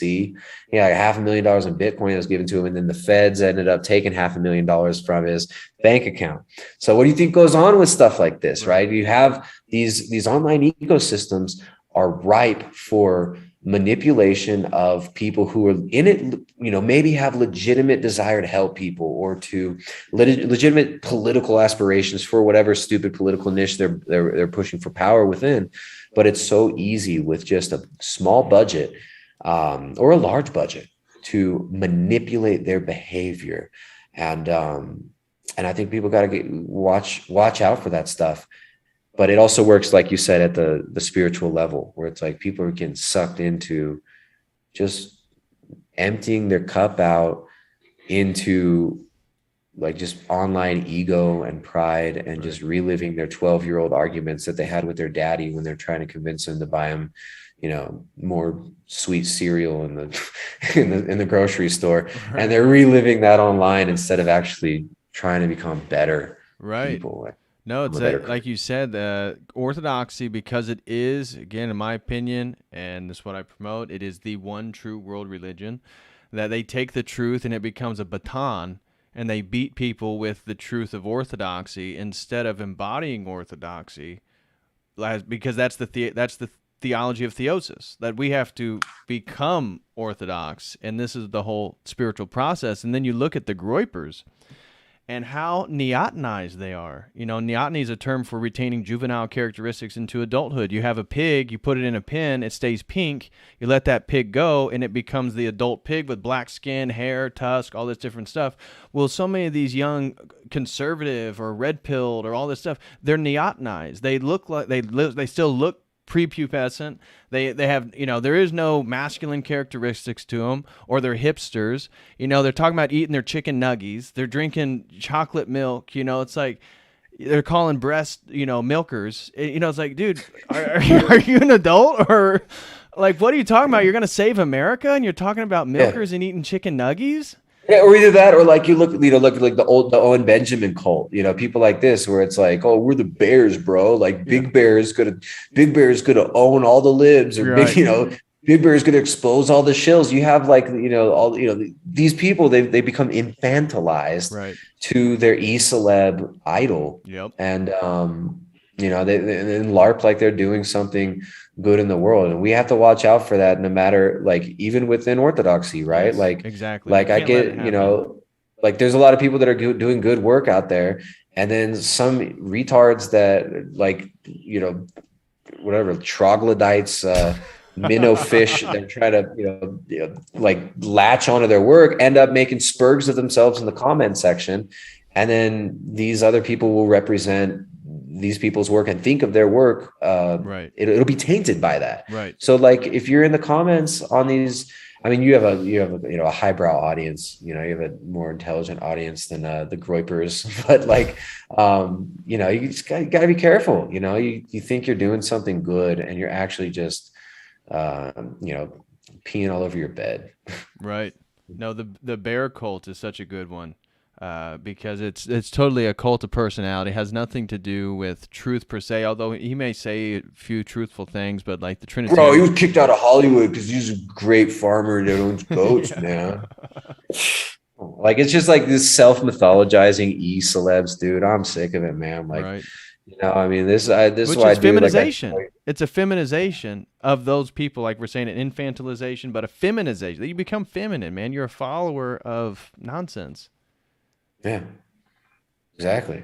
Which, like, speaking of feminization and reversing feminization, nice beard, bro. Look, a little bit of scruff there going on, and I'm sure the audience has been trying to get you to let that shine. They've been getting on me for a while, and so quit trimming it, man. Just let it go. I'm going to try to out Bobby Risto one day. I think that dude's beard is like majestic. I doubt I'll ever be able to get near that, but his is like something out of a painting. But yeah, I'm gonna let it grow a bit. You know, I'm gonna have to let the testosterone build. Let the facial hair grow. Let the facial hair flow. That baby face is holding you back. I know. You need. How can I embody orthodoxy without facial hair? I guess I've been a shill of myself. A shell of a shill of. What's up with Bobby? Have you talked to Bobby? I haven't talked to him. I reached out to him. I know he was busy with being a father, so God bless Bobby and his family. Beautiful family he has. But he was going to come on. We were going to chat sometime. We haven't done it, so I'm sure he's busy. I just saw that he got back to posting more content again, so I'm sure he's been busy with the little boy. God bless Bobby Risto and his family. Great dude. Bobby's baby's beard is looking good too. No, it came out with it. I was so surprised. Yeah, he was like mostly beard. Like they actually thought he was a Yeti. He thought he was like a Macedonian Yeti. They're trying to figure it out, but no, he's a nice little beard on that baby. Absolutely. So we were talking earlier, one of the big things that's going on in the news right now is Afghanistan. And Klaus Schwab in his book talks about these sort of breaking down the what do you call it? The originization of the world or something of that. It's basically breaking down the world into regional structures. So instead of individual countries, we're not going to have individual countries. We're going to have regional powerhouses and structures of government. So then the one world government breaks into these, handful of regional powers. Decentralized, right? That's the word now. They sell it to you. Oh, it's decentralized, right? Well, this is like the regionalized model you see in a lot of different countries. You have different regions and you have these so-called autonomous governments where it's just all these NGOs need to do is go in and, pay a few $1,000s to one of the officials in each one of these regions, declare an emergency. It's like, it's a strange balkanization kind of, right? Like a destruction of the nation state in general, which people were talking about that for, long before, with the North American Union, African Union, with NAFTA was kind of a precursor to this.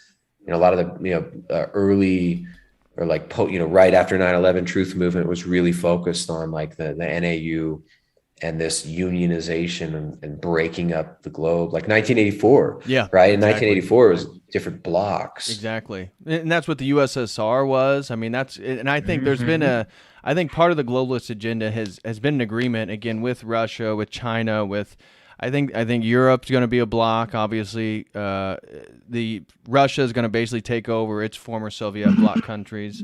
China is going to take over the territories it wants, mostly Taiwan and Tibet. And then I think Japan, the Koreans and Japan's going to work out. I think that's time will tell us there. But in regards to Afghanistan, again, I'd like to get your perspective on how you're seeing this whole situation. When I look at it, I see it as the Taliban immediately said their number one ally was Turkey. And I see the Turkization of all the stand countries. Because, again, if you look, historically speaking, most of those people have Mongol blood. And so all those stand countries, whether it be just south of Russia, northern Middle East areas, I mean, they have a unique ethnicity. They have a unique heritage. A lot of them have Mongolian blood. And so I see Turkey basically just going to become a regional power all the way over to Afghanistan, all the way over to Pakistan, and butt up against the border of India. And so I don't know where maybe India is its own little territory given its dense population. But I see Afghanistan as that's why Biden, who's essentially a puppet for China, we know the $100 million that his son, and he took from him. So whatever he does, I always look at as some type of larger benefit of the CCP or the globalist agenda. Him pulling out of Afghanistan isn't because he's tired of the U.S. spending all its money since 9/11. Oh, give me a break. Like people saying, base Biden. I disagree with him, but base Biden. He's pulling out of Afghanistan. It's ridiculous. But the way that they left crazy, right? I mean, huh? Go ahead. The way that he left all the equipment inside Afghanistan, the way that he's allowing a power vacuum for China. So China's already had a cohort take the leaders of Taliban up to Beijing. And I think what they're going to do is install their smart cities. So you talk to anybody from Armenia, for example. Armenia is its own country. Of course, they're battling with Turkey. They're battling with Azerbaijan. But at the same time, China's already come in and they've they're created their, they've basically taken over all the major cities because they've developed all the technology and all the cameras, all the system that they put it in. So now China has all the back doors electronically to those cities. And so China's interested in allowing these regional powerhouses to be created. And then they supply the smart city grids. They supply the technology that they have the back doors to, whether it be in Africa, whether it be, again, I think that's why why would China want the leaders of the Taliban? Because they're going to allow the Taliban to take over Afghanistan. And then basically create deals so that they can control the technology. And so then the U.S. just leaving all their equipment there. And so the Taliban's already taking that over to Iran. And so the difficult crazy, part... right? And you see the videos and there's just thousands of weapons. Yeah. Like just huge caches, infinite respawn of F-16. Yeah. It's insane. So in like Iran, it's hard to me to understand that one. That's essentially Persia. I always look at like the ancient names of the regions. So what is it like historically speaking? So Iran is Persia, and the Persians, obviously you had the Shah take over and in the 60s, which was the U.S. funded, and then you have the revolution, which was also CIA orchestrated. So both powers were Western influence, whether it be, so Iran, though, seems overly nationalistic. I can't understand. I can see the Turkification of the entire stand countries. You can see Israel and its unique little role in this whole thing. You can see its allyship with a lot of the oil, the Muslim countries that have agreed with Britain and America and taken on the oil, the OPEC nations. Iran is still a conundrum for me. Obama sent all that cash over there. And so clearly there's a relationship with the globalists, the people who are in favor of this stuff and somehow supporting Iran. Yeah. Taliban is obviously taking a lot of these U.S. weapons over to Iran, but Iran, is it part of the globalist agenda? I don't know. It's hard. So when you look at Afghanistan and stuff, what do you see? Yeah, I don't know. From talking to people that are in Iran, it does seem like Iran is very advanced in globalist agenda. It's just, I'm not as familiar with it. So as far as like surveillance and stuff, like they don't, parts of the internet are blocked off for them. I don't know. I'm not sure if they have smart cities yet, but I've heard that they're not able to access large swaths of the internet. Instagram was apparently about to get blacklisted. Iran was going to pull them off of Instagram.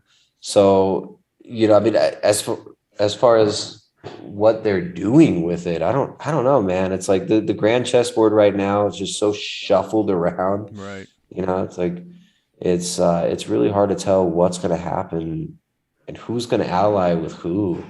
But it does seem like there's, it's working towards a hot war.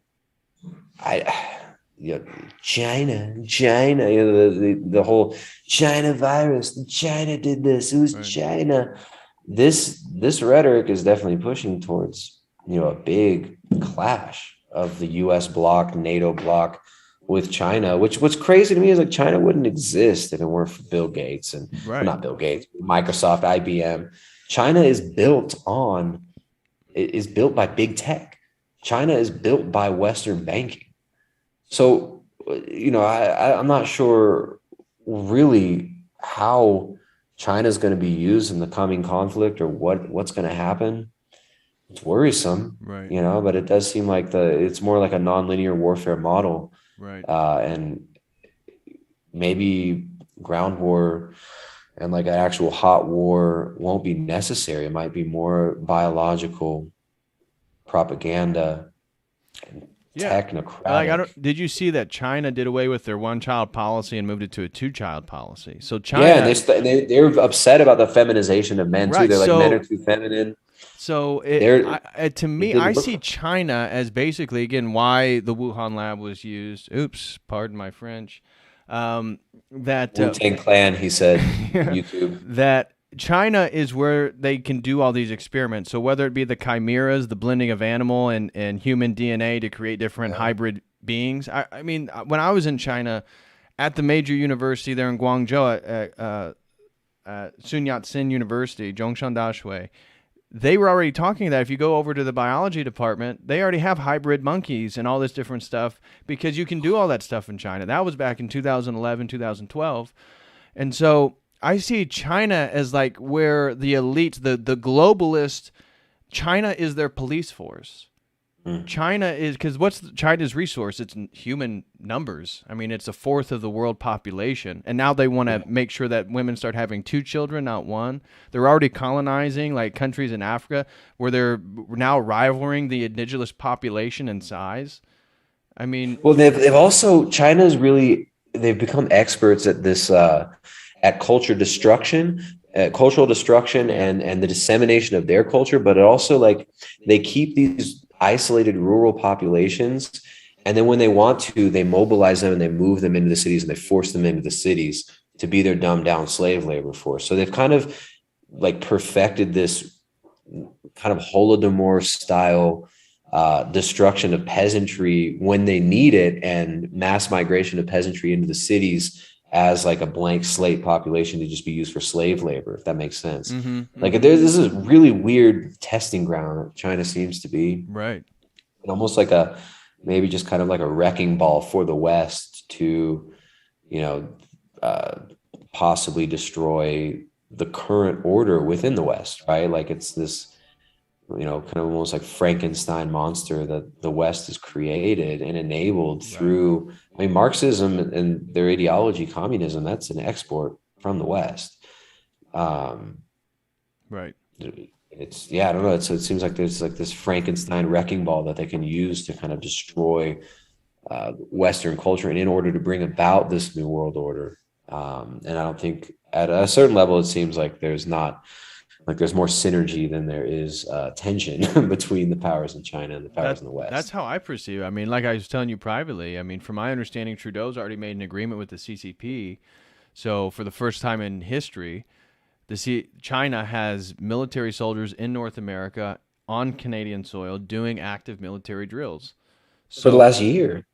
For the last year. Yeah. This was last year. Yeah, for the last year. So we see then the Western elite, the people who are in favor of the globalist agenda, are essentially going to use, in my mind, the Chinese military and the UN are going to be the military force of the globalist infrastructure. So that's why the feminization of the U.S. military, cockpits for pregnant women, getting as many trans, gay, queer, people of color into the military. So again, multi-diversity is just a pretext to then is your allegiance? Well, your allegiance is now to tolerance. And so you're part of, so you can self-destruct. And so purging even the Trump supporters, the conservative people, the more patriotic people out of the military is to weaken the U.S. military. Identifying them using the cybernetic systems, and then finding ways to eliminate them and neutralize them as threats. Yeah.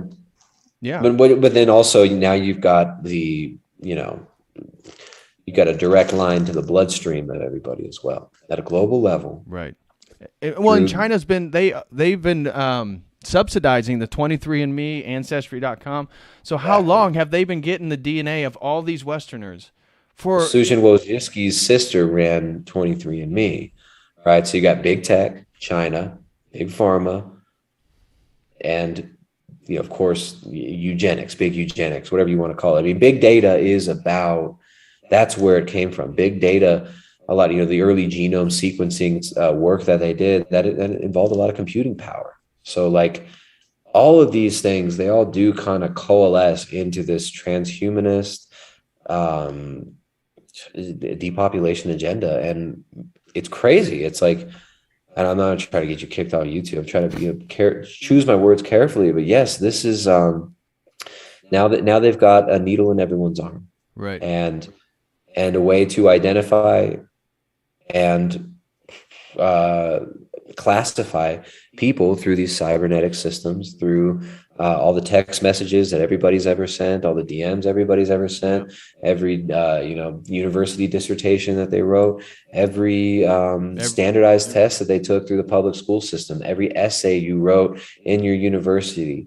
All of these things have been used to create digital profiles and also permanent records via blockchain that can be crawled at any time by AI, and new lists created and sorted.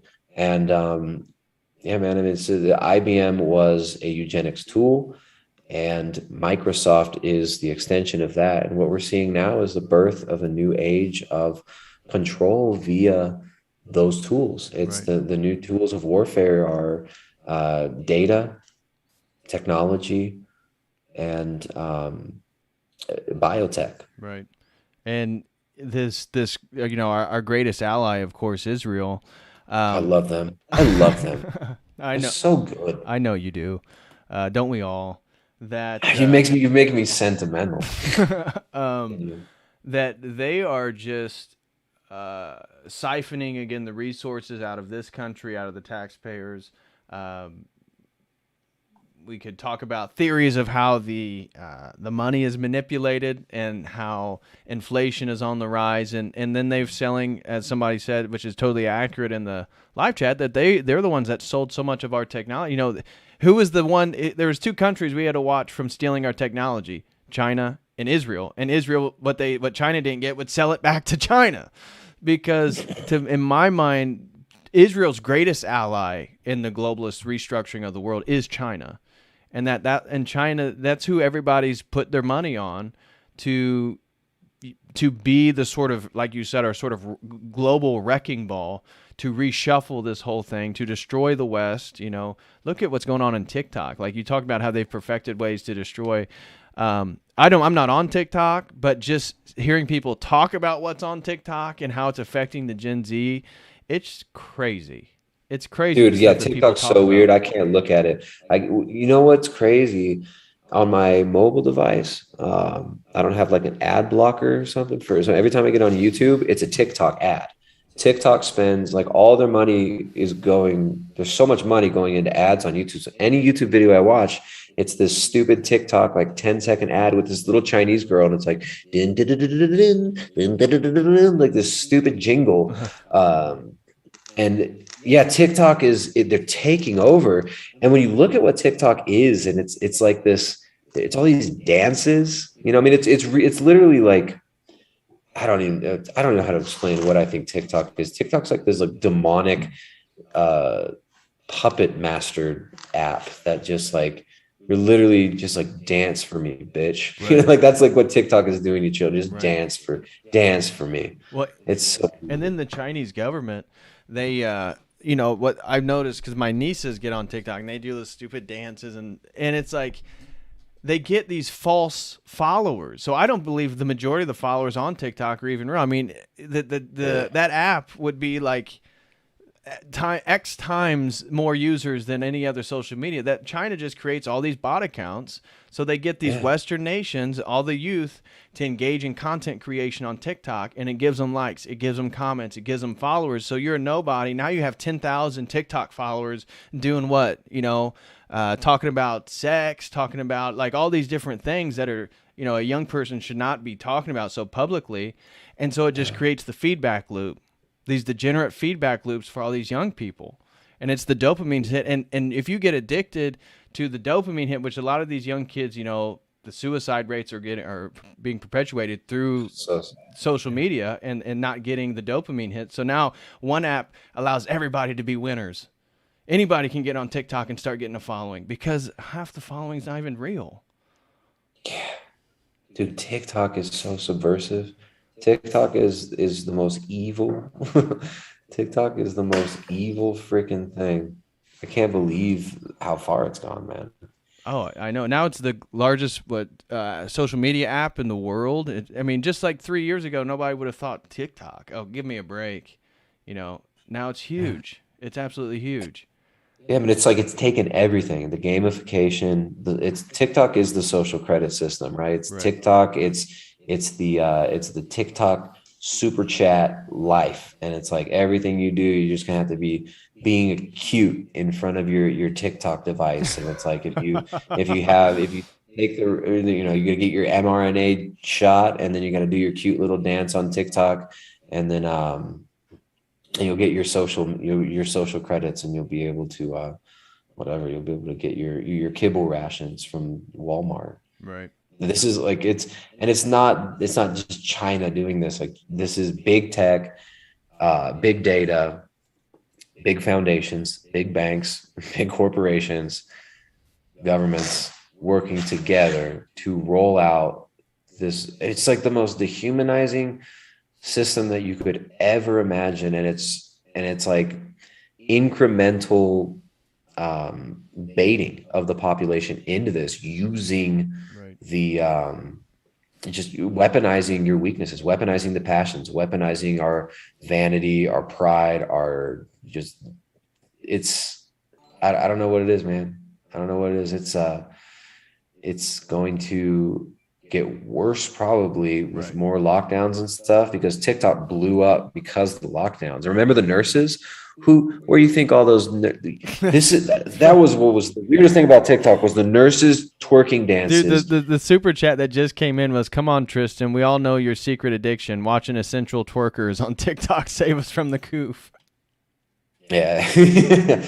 Dude, but that was, I mean, that was the most intense psychological warfare and economic warfare Right. and just everything. The nurses TikToking dancing meme Yes. that's World War III. Oh, dude, and think, if you're China, the elite, like, you're aware of the Wuhan lab, you're aware of whatever this thing is, the orchestration of it. You already know, because you have strong walls in China. Like, people don't get in there without the government knowing why they're there and what they're for. So, whatever Saint Dr. Fauci's role in Wuhan, well, China already knows. So then China knows the backstory to this whole pandemic.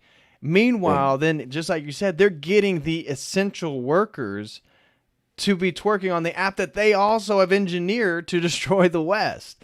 I mean, So if you were crazy. It's Chinese, but it's not just China. It's like this is Bill Gates. Bill Gates is Right. doing TikTok dances too, right? The president of Ecuador is doing TikTok dances. They're all like, this is a global agenda, and TikTok is the bait for the social credit system. Yeah. TikTok is literally Satan. TikTok is TikTok is everything. TikTok is World War III. TikTok is the Manhattan Project. Right. TikTok is the culmination of the Manhattan Project, of the serpent's 7,000 years of maneuvering and manipulating mankind. TikTok is the tip of the tongue of the serpent right now, and the kids are just falling into its gaping maw. Well, yeah, think of the perniciousness of just the alliteration of the name TikTok. Like, the clock is on the move, and like you said, And it's childish, right? It's also like, it's childish, but at the same time, you can see like the magical occult symbolism of it. I mean, who rules the realm of time? Like, in this world, and again, if we're Orthodox Christians, it's still the evil one, and so it's like TikTok, that you're on my time. And it's just there to consume your time and to consume you, right? And your to soul. make and to turn you into something to be consumed. You are content to be consumed in that world. And that's the goal, to have everybody balkanized, locked up in their pods, interacting with mostly bots. Yes. Right. That is the goal. And you don't even know right now, like, no matter if you're on TikTok, YouTube, Facebook, Instagram, you don't know how many of the core people influencing you are actually bots. Right. Like, how many of the of our people that I've had experiences in my just like YouTube stuff with just very strange behavior from people throwing big super chats too, where it was just like, wow, like, it was just one time this happened, but it was probably something benign and innocent, but the question becomes, how many of the people that you're interacting with are real people, Right. or how many of them are just intentionally manipulating you, or are bots that are programmed to do this. And of course, there's a human consciousness behind the programming of the bots and the bot armies out there. And you nailed it with the TikTok thing, man. It brings it full circle. TikTok is the tip of the spear. It's the culmination of all these technologies and occultism and mass psychology and eugenics and tech, cybernetics, Yeah. and TikTok is MK Ultra. Yeah. That's what it No, is. I definitely believe that. Well, to wrap up the conversation here, what is some of your advice then? Again, because we hit on a We've been litany all of different over, topics today, but from Afghanistan to TikTok. like in opposition to, again, the larger, the globalist force, whatever we're up against right now, another description of it is a feminization of us all and the feminization process. And so for me, like on a day-to-day level, lifting weights, for me, that's my outlet. But for whatever other people, I mean, in my mind, it's like what makes me feel like I'm like, it gives me anxiety if I don't do something. If I just sit down, like in the world right now, and unless it's like I've done work and I can relax at the end of the day, I'm fine with that. But if it's just like I waste a day, it gives me so much anxiety because there's not time to waste. And so it's like getting stronger every day, physically, spiritually, mentally. The wealth situation. People want to get on homesteads. I would love to be in a place where I could have a sustainable lifestyle, but I need money to do that. I'm sitting here doing this, so thank you for everybody who's super chatted and supported.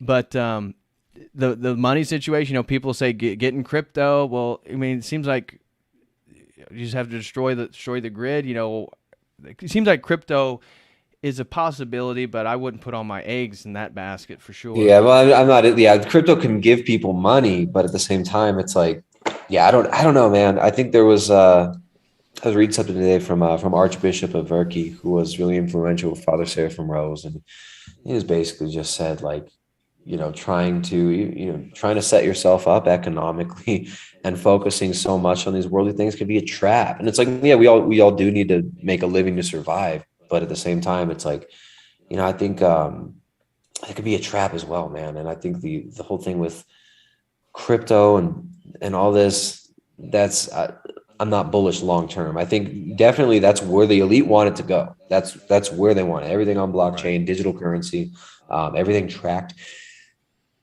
Excuse me, tracked and traced. But yeah, I think it. You don't need to be super rich to set up, rent a place in Homestead. There are people who have set up, again, like the economic warfare that we're going through right now, it's making it difficult on everybody, right? Like certain avenues of the economy have just been shut down. Right. But there is a guy, Greg Judy. Greg Judy's shown that, like, Greg Judy, he is a regenerative agriculture guy, and he focuses on cattle and renting land, and then making money on that land, and then buying that land. Interesting. Raising animals. So Greg Judy, he has some great instructional videos Green Pastures on Farm, grass-fed livestock. Nice. He's cool. Yeah, Greg Judy he teaches you basically how you can rent land, lease land for cheap, and then make enough money off of that land to eventually buy that land. And of course, animals are not cheap, but there are ways to make money on regenerative agriculture. There are ways to start small scale homesteads in certain areas where land is cheaper, and you can also rent. Like, you can lease. You don't have to be able to purchase land. And starting small, right? Like, you don't need to, I mean, you could have rabbits, you can have bunnies that you grow for meat, you can have guinea pigs. Like, these are viable things that you can produce your own meat on a very small piece of land. But I mean, just concerning, like, let's see, you were talking about like moving around and like getting outside. And when we get, I think, like, working in an office, being stagnant physically is not healthy, both physically and also mentally. Right. Like, the most miserable people I know are people who all right, well, let's put it this way. The people that I know that have the most money are not the happiest people that I know. But the people that I know, the people that I'd rather hang out with are people that work with their hands. I'd rather hang out with like a mechanic than a lawyer any day. You know, I way rather hang out with like a dude that like a carpenter. I way rather hang out with a carpenter than a politician. I mean, that's one. Christ A versus carpenter, Apollos, yeah, for sure. yeah, then an insurance policy salesman or something, or a computer programmer, right? Like, and that's for a reason. People that work with their hands and move their bodies, they're happier and they're healthier at the physical level. They don't make as much money, unfortunately, right? The people who have like actual skills, like plumbers and stuff, they make pretty good money. I mean, I've definitely advised a lot of people that, we're getting into a trade rather than going to a university. Amen. Is really, really a good idea for a lot of us. And I kind of wish I went that route. I mean, I wouldn't change anything about the situation I'm in now, but there's not much of a young people right now, they don't see much of a future economically for themselves. And we do have to push back against this dehumanizing agenda, this shutting down of the economy, this controlled closure of our economy. I think we need to build the economy that we want to live in, and that's going to have to include, locally produced regenerative agriculture, locally produced foods, and there's not a lot of money in that. And in the U.S., the laws are so difficult as far as like small scale farming and agriculture. They make it so hard for you to do it, and it's then Bill Gates is buying up all the farmland. So that's not a joke difficult, either. Right? But it's like, part-time homestead type situation is a good idea, right? Like we don't make money off of the food that we produce. We make some, we could sell some of the food, but it's like to feed us, right? It's like, this is, I think, a more viable thing for a lot of people than trying to like, I'm going to start like a farm. I'm going to be like a farmer. It's like, look, a lot of farmers are going bankrupt right now. And that's by design. It's economic warfare against farmers. No, we were talking about this in Montanica about, the takeaways are to become competent at some skill. And so like, I'm going to advocate my children, God willing, I'm able to have children, to not go to the university. God willing, I finish my PhD. They're not going to be allowed to, because you're not going to give them you're not going to allow them to get proper. Yeah, exactly. They probably wouldn't even be able to anyways. But if they could, I wouldn't even advocate them going to it.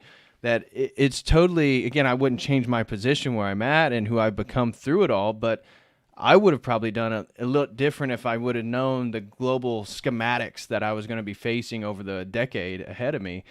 Getting a skill, getting a trade, getting something that can, bring value to people around you. That if ultimately this is going to come back to then living in some type of sustainable communities with each other, we all have to contribute. We all have to have different skills. Now, maybe yours is an educative skill. Maybe yours is plumbing or carpentry or TikTok dancing, hunting. Right? Yeah. OnlyFans. I mean, this is the future is OnlyFans, TikTok dancing, and forced vaccinations. Like let's you get really good at I should have said that word, but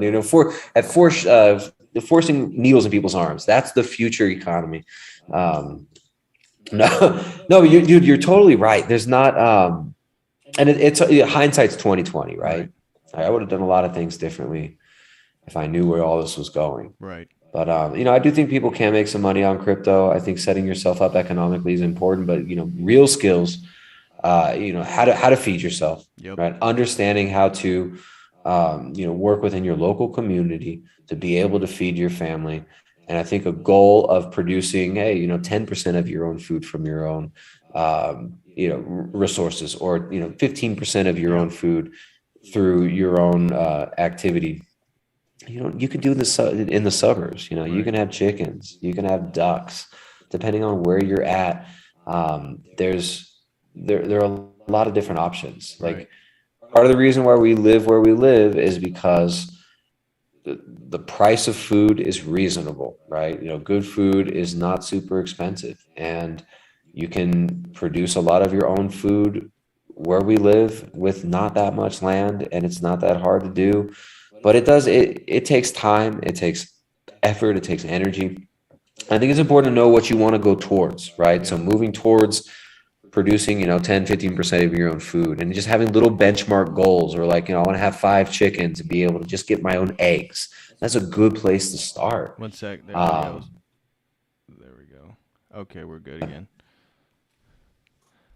I gotta refresh the plug-in every hour, or it oh cracks. man. Are you- Yeah, man.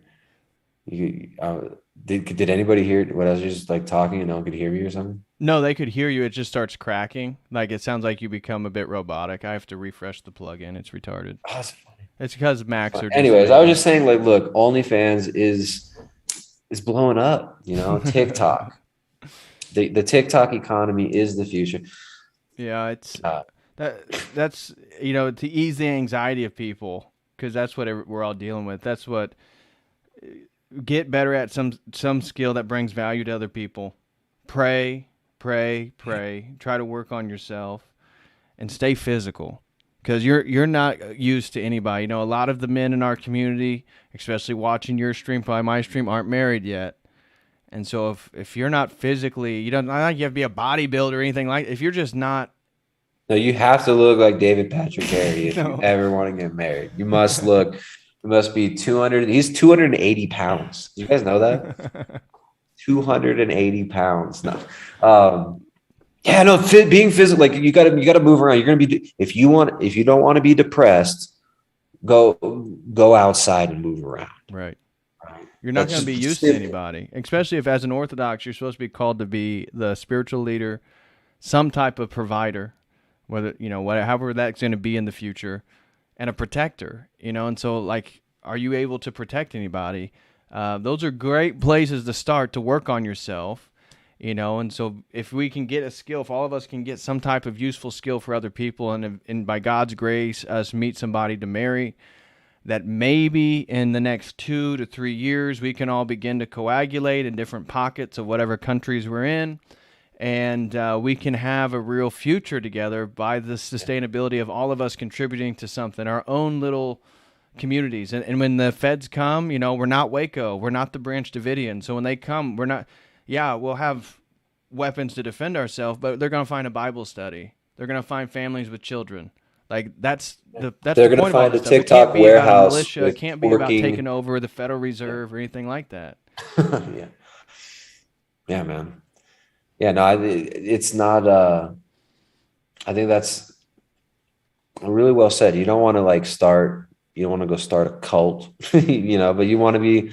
There are places in the world where there are local communities that are already established, and I think trying to just make one out of nothing is takes a lot of time, and it takes a lot of work, and it takes a lot of guidance, and you need people who know what they're doing. Right. And I think moving and finding small towns where you have a climate that you enjoy, where you've got a good water supply, Yep. and locally produced food, and finding a niche in there where you can be useful is good. And finding other people who are doing what you're doing and latching onto them, not in like a parasitic way, but just like mentorship, like people who've done what you want to do.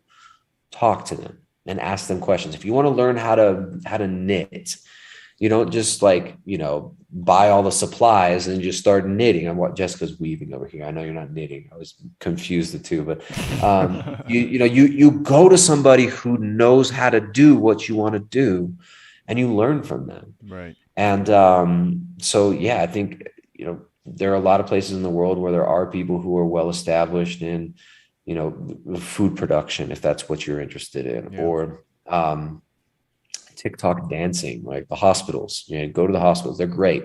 They're fantastic dancers. They're all over TikTok. Well, find people who know who've already acquired the skills you want to acquire, and learn from them. And and God bless just your own journey as you pursued truth and you pursued the lifestyle that you want to live. Now you're able to be in a position living that to be some type of template, some type of role model for, the rest of us. And in whatever situation we're in, not that you're some idol or anything, but at least you guys are actually doing the thing, right? You're doing the actual thing, living a sustainable life, living off the land, raising a family, doing the orthodox journey, regards that we're all trying to walk down individually, spiritually. So it's funny, as I was talking with Jamie and Jay in Montana, it's so funny how when we stream, we're in rooms by ourselves. We're looking at cameras. We see names scrolling through a live chat, but it's like this whole journey, because we don't, whatever stream you're watching us on, there's like a whole backstory, and that it's like this life of pursuing truth brings us to these different places where then we can have some type of ripple effect, and that's what's surreal, and then that's humbling, and then it makes you more devoted towards God, because you see it's, you're not doing this thing, but you pursuing truth, allowing God to essentially influence and work through you in different ways. It's crazy. It's surreal. Yeah, yeah. I mean, I don't know. It's been a long journey, and we didn't just do this overnight, right? Like, I mean, we knew what we wanted to move towards. We knew we wanted to raise animals. We knew we wanted to be able to have, at least some of our own food production. And it takes time. And I don't know. A lot of people are feeling like the time is getting shorter. It feels that way for sure. I feel that way. I I'm feel not that way married as yet. well, man. It's like no matter, like, I don't know how much time any of us have here before things start getting crazy. And it's not, yeah, I don't know. I think we got to pray and repent, and there's no hurry. It's like, there's not like it's not like having, being able to sustain yourself with food is gonna, I don't know, that's not gonna get you points with God ultimately, right? Like, Right.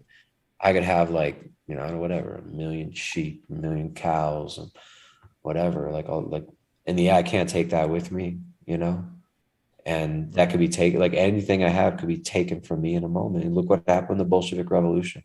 Anything you have can be taken from me, Right. in a blink of an eye.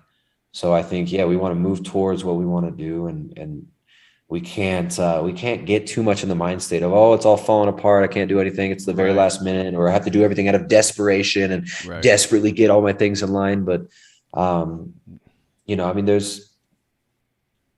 they're different. I don't know. We're all at a different place, like what I'm trying to work on right now and work towards is going to be different than what a lot of the people that are watching this and where they're at. So Right. don't make moves out of desperation, out of fear. You got to know what you want to go towards, and you Right. can't just want to be, I just want to run away from the world that's falling apart. Well, to what? And ultimately Right. we're trying to make it into the kingdom of God. We're trying to be, our path is ultimately about repentance, and it's about it. That's what it is. It's like, and we got to be ready to meet our maker, and to go through that doorway of death that's right there for us all. And it might be sooner, it might be later. I hope I got a lot more time to repent. That's all I got to say about that. I hope I have a lot more time for that. But yeah, I think, for us, homesteading is a big thing. Like, we love it. We like having animals, and those are the skills we want to teach our children. And we're inspired by this every day. But we also have to stay economically afloat. We got bills to pay like anybody else. So yeah, it's like, we basically, what it comes down to is repentance and a life of prayer. And there's not a million different paths to the top of the mountain. It's like, it's through Christ. That's it. That's the And only one. you can't bring all your animals. You can't bring all your friends with you when you go through that door of death. Like, that's waiting there for all of us. Death is waiting for us all. And we should be, like, every day we pray for repentance and the remembrance of death. Right. So Words of wisdom. Let's I totally forgot about super chat. So let's run got a through all bunch, these man. super chats Your real quick. audience is loving you, man. It's because of the beard, bro. That's what it is. I My know. beard. No, it's your beard. Well, hopefully I can get mine as thick as yours. I'd like to get just a nice trim little bushy thing, going around here. I take my armpit hairs and I glue it on. I mean, I thought there was a little bit of pubic hairs myself. Yeah. Yeah, there's a few though. You could tell. I'm glad you could tell. You've been watching my OnlyFans. That's how you. Well, I try to use a VPN and an anonymous name, but you caught me. Is Human Milk Vegan? Throws in a super chat, says, please keep my family in your prayers. My mother passed away this morning after battling an illness this past week. Oh, is Human Milk Vegan? I'm so sorry to hear that, brother. God bless your family, man. God bless you and your I suppose maybe your father and your siblings. So sorry. Eternal memory to your mother. It's got to be really, really tough, man. I'm very, very sorry to hear that. God bless you, is Human Milk Vegan. Thank you so much for the support, man. Thank you for being supportive in a time of mourning like that. Very, very sorry to hear that. But everybody, please, I wish you would have said the first name of your mother. Is Human Milk Vegan? If you're still watching, can you please post the first name of your mother so everybody can keep her in their prayers this evening and pray directly for her soul? Very sorry to hear that, is Human Milk Vegan. Next super chat comes from Jir Paulo, says, sending the blessings. Well, thank you so much, Jira. Please pray for Australia, guys. It's going insane out here with restrictions, and the masses seems to comply with all of it without questions. Yeah, that's what was scary to me compared to France. Is like I just don't see the pushback in Australia like you see in France. What are your you have any thoughts on Australia? I mean, it seems like Pray for Australia. I mean, what I was hearing today from, I talked to two friends from Australia today, and yeah, it's bad. You know, everything's shut down in certain regions. The suicide rates are really high. They're destroying the children. They shut down all the playgrounds. They have helicopters flying over, and loudspeakers out of the helicopters if they see you outside. And it's getting really bad. I mean, a lot of the Roman Catholics are leaving the Roman Catholic Church there, and they're really upset. A lot of the Greek parishes where they're just shut down, and then there are priests that are serving, that are having services in the divine liturgy in people's homes. It's basically like there's already a catacomb type situation in parts of the world where the churches are forced shut down, and there are good priests that are traveling and going to people's homes, kind of like what you saw under the Bolsheviks. Wow. Yeah, it's insane in Australia right now. This is what I'm saying. Like it's like what like look at France, look at Australia. They've gone so far over the last few months. I don't know if there's coming back. If there's a coming back from this, they've trained people for 1.5 years to accept martial law, and right. It's right. Yeah, gotta pray for Australia. That's absolutely what's so terrifying, is how easy. That's what I meant earlier about the cynicalness of humans. You know, we're supposed to even care for the lowliest of humankind and mankind, and at the same time, you see how easy it was to get them trained like Pavlovian dogs with a bell. And now that you can just get on Twitter, you can see, again, whether they're bots or not, who knows, but the people saying that the unstabbed should be forcibly stabbed, they should be strapped down, they should be taken to these shielding camps. Again, shout out to anybody who's aware of the CDC document talking about the prevention of the spread of COVID by creating shielding camps. And now, as we were talking about privately, the National Guard inside the United States asking people to become internment resettlement officers, what appears to be some type of camps that are going to be built here in the United States. So I know there's already been, at least from what my understanding, according to InfoWars, again, in Australia, they're already taking people into segregated camps, places for potential super spreaders and stuff like this, and the health secretary of the UN like said in Canada they had the quarantine, like when you had the government quarantine centers they tried to set up. And the health secretary of the UN just came out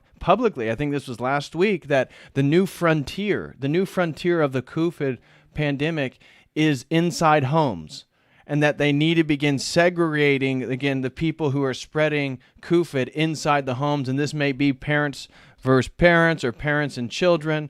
And this was out loud, and just to see the mass capitulation, that's what puts my stomach in a knot. It's like when again, that's what caused me the anxiety. It's not that they're doing what I expected them to do. It's just how willingly people are complicit and submitting to it. That's what terrifies me to no end. It's insane. It's insane. Look, I mean, we're people are so distracted and dehumanized at this point. The culture is, it's really demonic. It's been like a demonic flood the last year and a half of just full on onslaught. So yeah, we got to pray for people in Australia, and you hope that people will stand up and push back. Yeah, I hope people wake up in time and get the backbone. There was one tweet that I saw of some woman talking about her son works at Lowe's, and Lowe's has a new policy that if you get COVID and you're sick and you miss work, that if you have got the stab, you will get pay leave. If you haven't got the stab and you get COVID, you're automatically fired. Yeah, and they're gonna make you test all the time. Right. Yeah. And so then her son was talking about how everybody at work that was resistant to getting stabbed, now they went and got stabbed. Yeah. And so it's like, guys, we can't do that. Like, stop. And they're going to do it for children to go to school. I know. And they're going to do it for every age group, and it's going to be endless. Right. Well, we had a guy here in the Orthodox community, in my community, he was a 12-year nurse, and I suppose he didn't say explicitly, but I assume he's in the state of California, which now they have a mandate, August 23rd, all medical workers have to be stabbed. And he had to make a decision. They're getting rid of all the nurses with a conscience. Yeah, and so he said the day after he asked for prayers, and after thinking over, talking with he has three kids, I think 2 boys, and then he has a wife, so 4 people are dependent on him, and he said they came to a conclusion that they're not going to get stabbed. So God be with them, God grant them clarity and strength, and hopefully. Brighter days will emerge, but it is so real. That's what is so hard to get through. You just want to smack people around. It's like, don't you realize how serious this is? Damn. Yeah. Yeah. No. Like it's. Yeah. I don't like emotionally. It gets difficult when when you hear so many of these things. You talk to people and you see nurses being let go, and these are the heroes. Like last year, these are heroes, right? They're the heroes. They're true heroes. And now all of a sudden, you won't take the shot, and now you're useless. You're subhuman, and you can't have a job. Right. And it's gone way too far. So yeah. So God bless everybody who has to make these tough decisions. Is Human Milk posted in the chat? His mother's name is Dorothy. So if anybody could pray for the soul of Dorothy, memory eternal, that she, God's infinite mercy, may look well upon her this evening, and that she'll make it into the kingdom, and that Is Human Milk Vegan will be able to reunite with his wonderful mother in the hereafter. So everybody say a prayer tonight. Just keep the name of Dorothy in your mind. Gen Z Philosophy throws in a super chat, says, last night my dad said he thinks my generation might have to eat bugs in the future and less cow due to climate change. LOL. Zoomer probs, boomer dad. Well, dude, that's so fun. I know Gen Z Philosophy. I know a lot of these folks in your chat, man. They don't get notifications from my channel anymore. You guys make sure to go follow on Rockfin though. Yes. Make sure you're still subscribed to my channel. I got your stuff in the video description. Let me share it again. Sweet. Thanks, man. Thanks. Yeah, I have to manually send links to my streams to people. That's what somebody else actually recently said in my channel, that they were not getting notifications for you. And then somebody recently said that they didn't get notifications for me and they were unsubscribed from my channel. And I was hoping to continue to fly under the radar, but I guess having problematic people like you and Dyer on here are really blowing the cover. Yeah, I don't know, man. You can blame, I guess. I'm just kidding. I'm kidding. Blame me for everything. Blame the trans woman. I know. Whatever, bro. That's the problem with the patriarchy, is we always do. Always blame the trannies. Symbolic Memes super chats and says, cockroach milk is very nutritious, you conspiracy theorists. Yummy. So true. Well, thank you so much, Symbolic Memes. I was not aware I have yet to milk my cockroach, so I will. I'll keep that in mind. Really small fingers. I'm used to it. Super Boomer throws in a super chat and says, "Can y'all see my super message? It asked me to send money for it, so here I sent this." Well, thank you so much, Super Boomer, one of our funny meme handles here in the Orthodox online community. Thank you, Super Boomer. Next super chat comes from Joshua Schmidt. He says, "R.I.P. meme channel on Direcord. Gen 3 rise up," or maybe that's Gen Z rise up. So Joshua Schmidt, I have no idea. I don't get on the abyss of Direcord or the Discord whatsoever. I got on there like 2 or 3 times. There's way too much going on. You got like voice chats, you got text chats, you got all these different rooms. Everybody asks me if I'm on Dyer's Discord. I don't know. Do you hop on there, Tristan? There's like, I am not familiar with how Discord works, and I've been on there like 3 times. There's just so much going on in Dyer's Cord. It's a big one, and it's like the chat goes so fast. But like if there's a voice chat, I can jump into voice chat now and then. But I need to. Yeah, I've been on. I don't even know how to work. I'm very unwilling. I'm like a boomer when it comes to some of the tech stuff. Like I'll get good at stuff I need to. Other stuff like, dude, I got. My brother actually my brother in real life, he actually got absorbed into it. Like he is Direcord. Like he is he's like a mod in there. Anytime I go in there, he's in voice chat. I think he actually might be a bot. I'm trying to like figure out if I'm a replicant at this point. You know, my memories are just falsified, and I just live inside of Discord in my brother's mind. It's iRobot, man. Yeah. Martial Law throws in a super chat and says, "Hey Tristan, ever looked into DES dilithisyl bestrol?" No, that sounds like a. It was sounds a like something that'll synthetic sterilize you. It sounds like something that's going to lower your sperm count. He said, well, it is actually. He says it was a synthetic form of estrogen given to pregnant women. A survey done on their sons showed that 77% identified as LGBT. What? Yeah. So let me type this in the chat for anybody. Yeah. No, thank you.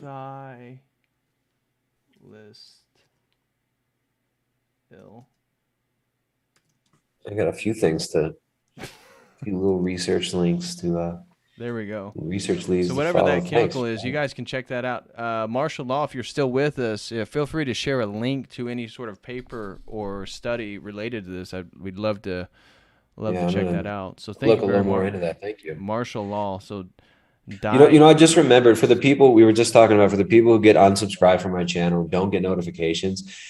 The best way to get notified, if you go to the channel and on any of the videos in the description, you can sign up to get notified via emails before streams. That's actually the only way I can get the links out there. Oh, wow. So Yeah. I forgot to say that one. So you just sign up for the email list there, and you'll get notified before the streams.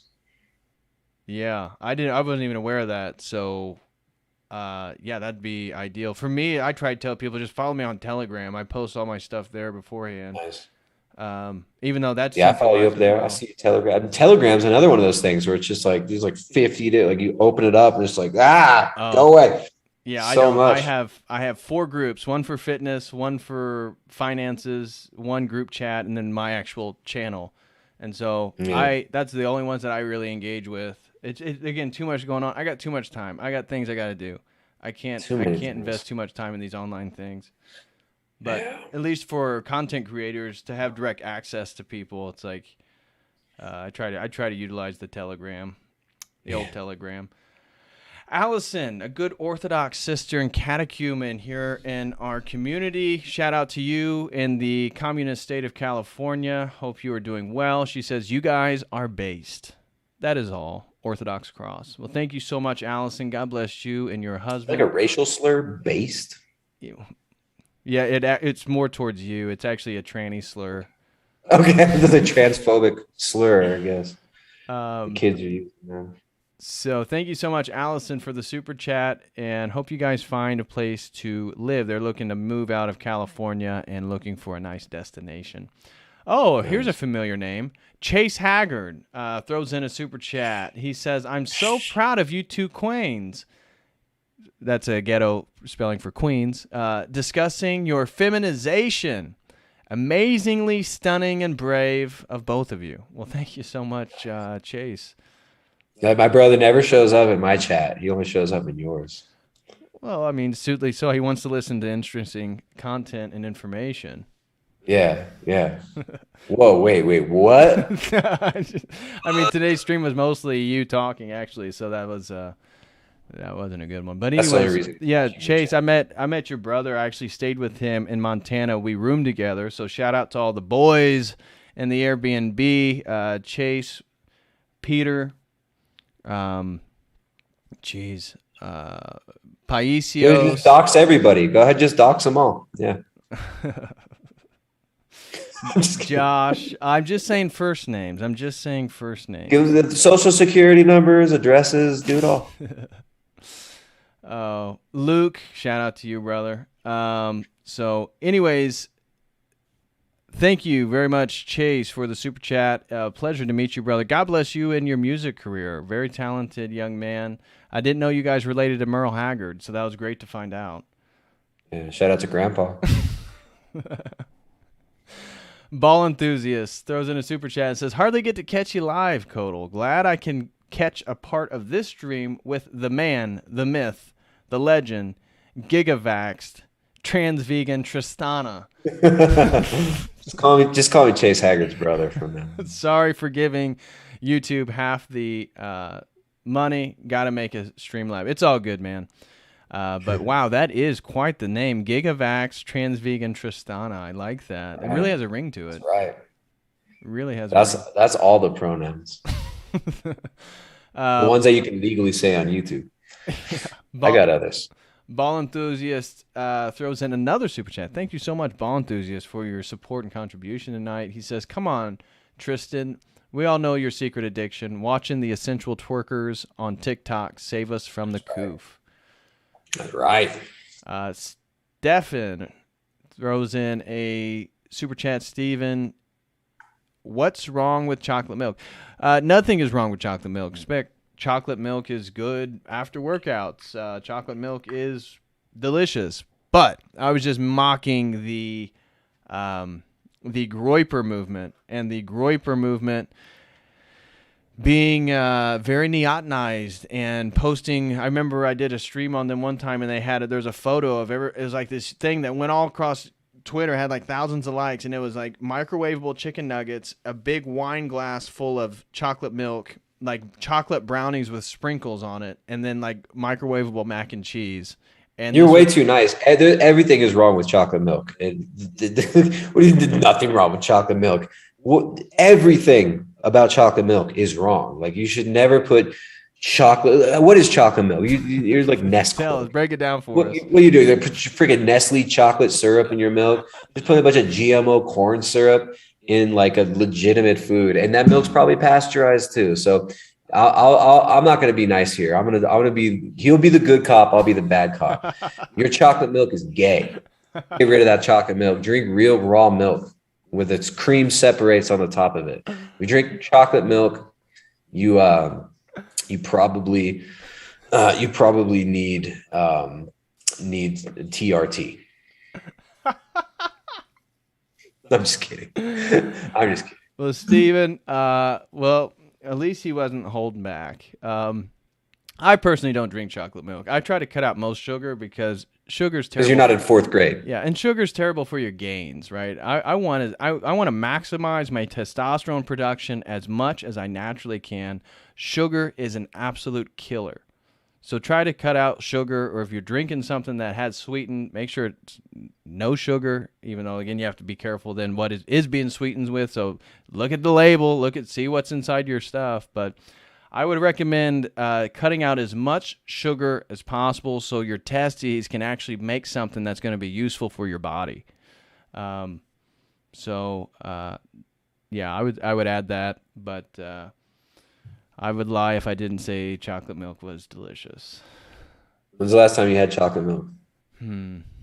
Don't lie. I see you're about to lie. Let's see. When was the last time I had chocolate Yesterday. milk? I would What kind say of chocolate probably a milk? few years, probably a couple years ago. When I was in California, there's like these glass bottles of organic milk, and it'd be chocolate, like chocolate whole milk. Mm-hmm. It was delicious. It was thick and creamy. Okay. It was so thick. It wasn't Nesquik, and it wasn't No, in it was a glass bottle. It was expensive. it wasn't but it was so in a good. little in a carton that's like that tall that you get with your second grade lunch. I'm a big fan of D and whole milk, or I don't have access to raw milk like yours truly here. That would be ideal. Yeah, I can't really drink pasteurized milk. A lot of people think they're allergic to milk, but it's just pasteurized milk that they have an issue with. And I personally, I don't really drink the pasteurized milk. I'm spoiled. I got cows. I got raw milk. So once you start drinking raw milk, you never go I know back. you got teats to pull on. I got teats to massage in the morning, and I can't even drink that milk because it's fasting a couple more weeks. Wow, you got iron. Poor me. Oh, poor me. Ironclad will, man. Yeah. Pulling the teats and not even drinking the sweets afterwards. No, you just incited my pride, so I'm gonna have to go drink milk just to keep my pride down now. Hickory Dickory 86 throws in a super chat and says, "Hey Tristan, regenerative agriculture, permaculture, food forest are the way forward." Any thoughts Yeah, on by that? food forest, you need a forest full of cows.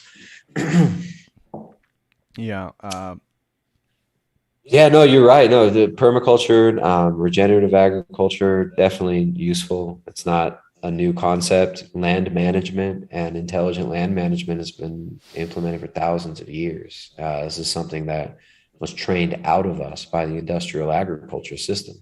And when you look at, like every culture has used holistic land management kind of principles, regenerative agriculture principles, always, and grazing animals, silvopasture, when you have animals grazing through carefully managed forests like this were even done by Native Americans, the Pacific coast, the Pacific Northwest. They managed those herds of deer and elk, and the resources have always been managed intelligently to a certain extent, but we've fallen into a very degenerate way of managing our land these days, and chemical agriculture is really destructive.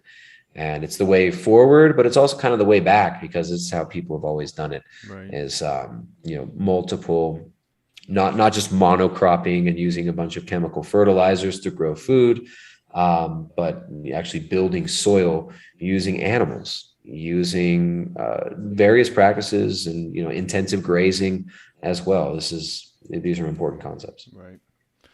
Amen to that. Next super chat comes to us from Hickory Dickory 86, and he says the only mountain truly worth climbing is Mount Zion. Oh, prophetic, true. So thank you very much, Hickory Dickory, for your super chat and your contribution to the stream tonight. Corey throws in a super chat and says, "Hey DBH, can't wait to watch this stream. Quick question: is there anything I should know before attending a Orthodox liturgy for the first time? I've been inquiring for months now. Thanks to you. Glory to God. God bless you and Tristana." I would say the first one is don't be overwhelmed by everybody crossing themselves and knowing when to do certain movements and you have no clue. You're going to stand out like a sore thumb for the first time you go to an Orthodox liturgy and you haven't been. I would say try to get there a little bit early, maybe introduce yourself to some of the greeters and let them know this is your first time. They can potentially show you around the church, and just take it in. So don't be overwhelmed to try to fit in. Let some of the people know. Maybe talk to the priest ahead of time. Let them know this is your first time, and then just watch, observe, take it in. Here's a quick one. Anytime the Father, Son, and the Holy Spirit is mentioned, you're going to get a cross. So people are going to cross themselves. They hold their hands like this. This represents the three persons of the Trinity, and this represents the two natures of Christ. So that's how they're going to hold their hands. So that's a little quick info. But yeah, just sit back and relax. For your first time, just observe. Take it in. Go there with a pure mind. Go there with the state of spiritual alertness.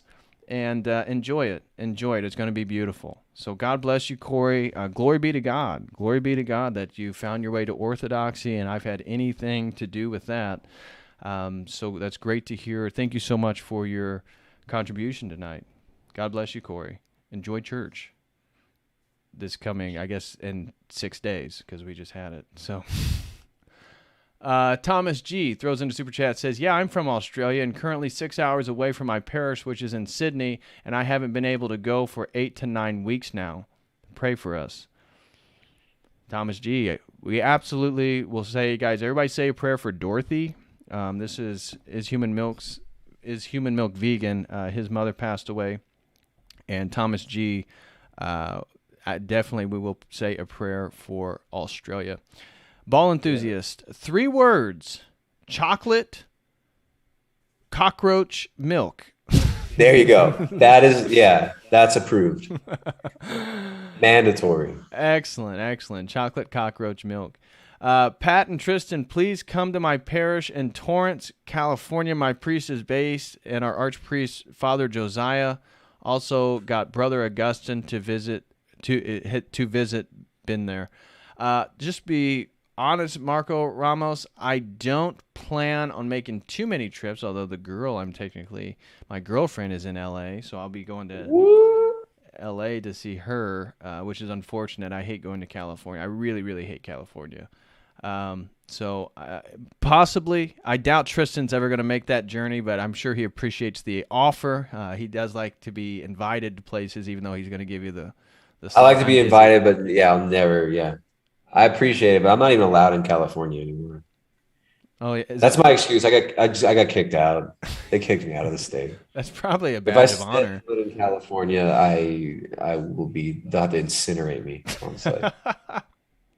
That is definitely a badge of honor. But yeah, Marcos Ramos, thank you. Marco, I wonder, do you know a guy there might be a friend of mine named Kyle that maybe goes to your parish, because I know a friend of mine's in Torrance? Spiritual father is Father Josiah. So shout out to my buddy Kyle. I don't know what his Orthodox name is, actually. Sweet. Yeah. So you can message Tristan, hit him up in the DMs. That's where all the magic goes down. Hit me up. DMs on TikTok. Hit me up in the his OnlyFans. It may cost you a couple bucks. He listens to priority messages first. But yeah, thank you so much, Marcos Ramos, for supporting, being in the community here. Thank you for the invite. I'm not sure where Torrance, California is. If it's in a hour and a half, maybe 2 hour drive from LA or Irvine. It is. Irvine's where I stay. It is, dude. It is? Yeah. You know where Torrance is? Yeah. Oh, okay. It's LA County. Oh, it is in LA County.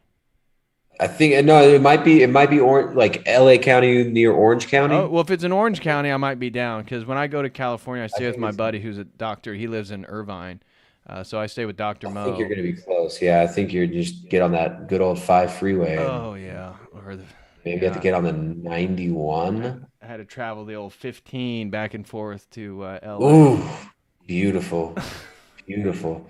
You ever get on that 91 freeway now? Ooh, I did like Highway 1. I don't know. Highway 1's beautiful. Whew. Yeah. Yeah. Yeah, man. I would love to go from the degeneracy. Bonnie Doon. You know about that Bonnie Doon? No, what's that? It's like north of Santa Cruz. Really like beautiful. It's all foggy all the time, and just really nice, beautiful beaches. Northern California has some of the most incredible beaches you could ever imagine. Right. And the state is so poorly managed that it's not even worth going. It's true. I hate going to California. When I went, the first day I was there was the first day of the new installment of the mask mandate. It was like being in a Twilight Zone. Everybody had a mask on. The Whole Foods had security guards to put your mask on. Like they wouldn't check you out. People jogging on the sidewalk had their masks on. You go down to Orange County and it's like a night and day difference. Oh, you know what they do here? If you want to go into the big store, like the big supermarket chain, which is basically like, the Walmart of Ecuador, Supermaxi. I wanted to tell you this earlier because you were talking about how in one of those states, like they're already getting people ready to scan their wrists. Yeah. They do. Well, first, when all this started, they would temperature gun your head. Remember, they were doing that everywhere in the world, getting you used to putting a gun to your head. Right. Then they moved. They're nice now. They do it on your wrist, and they temperature gun your wrist before you go into the major chain store.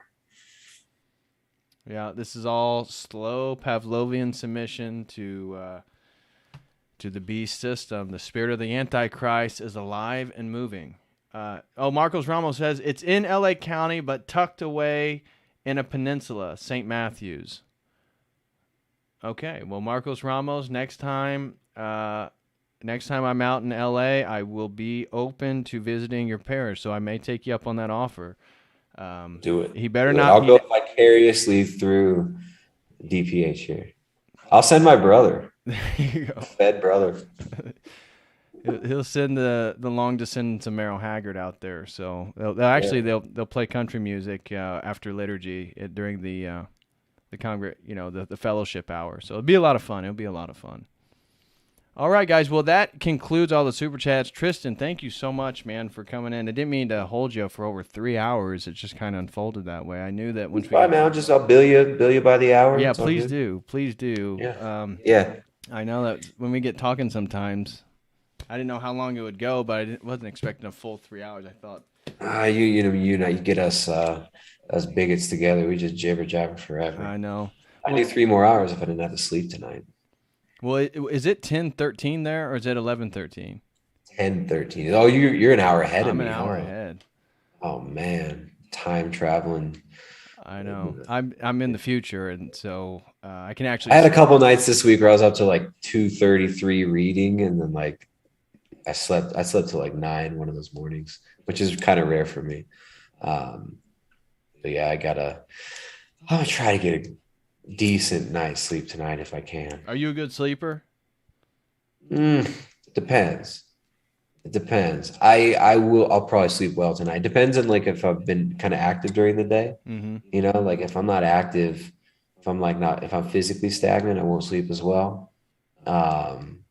So yeah, it depends, man. I gotta take melatonin. I'm the worst sleeper. I'm like any little thing can wake me up. I'm just such a light sleeper. I hate it. We had an earthquake the other night. It woke me up. I used to sleep through earthquakes when I was a kid. Like I slept through the Northridge quake, California. We had a couple jolts, and I woke up. In this house that I live in now, we've lived here for 2 years. I'm still not used to waking up in the middle of the night in my house, and I get confused on what side of the room I'm in whenever I wake up. So when I do wake up and something wakes me up in the night, I shoot in both directions. I'm not sure which way. And I wake up and I'm just like, I see the light coming through the window, and I'm like, what freaking room am I in, and which direction am I even facing? It takes me a few seconds to get oriented. But, melatonin. Speaking of melatonin is kind of it's a risky one as far as like long-term use because you get kind of dependent on it. Yeah. Like when you use melatonin, you're supposed to make it, right? So it's just like testosterone. Like as you know. If you take steroids, as you would know, if you take exogenous testosterone, as you clearly would probably know, I'm not saying anything, but when you take steroids,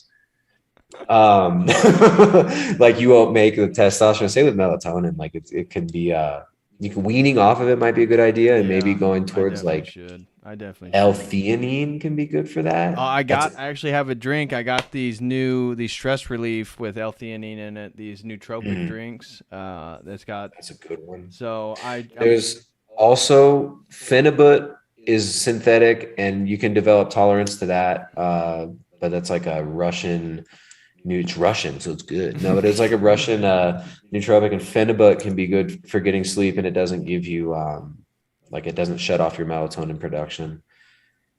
That was really popular for a long time, but like you want to make sure if you ever take Phenibut, you cannot drink. Like it's a GABA, right? So it's your GABA receptors or what the alcohol will also hit those.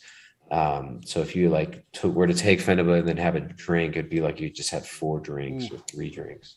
It'd be dangerous. But yeah, Phenibut can be decent for that. But yeah, melatonin is that's a weird one. You know, I got a bad wanna relationship with it. I probably do have a not ideal relationship with melatonin right now.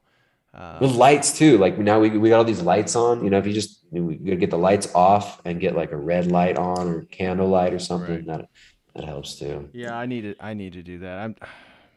I'm terrible with my sleep. That's the biggest thing that's killing my T levels, my general overall health is it's so hard for me to get a full like 8 hours, 9 hours of sleep.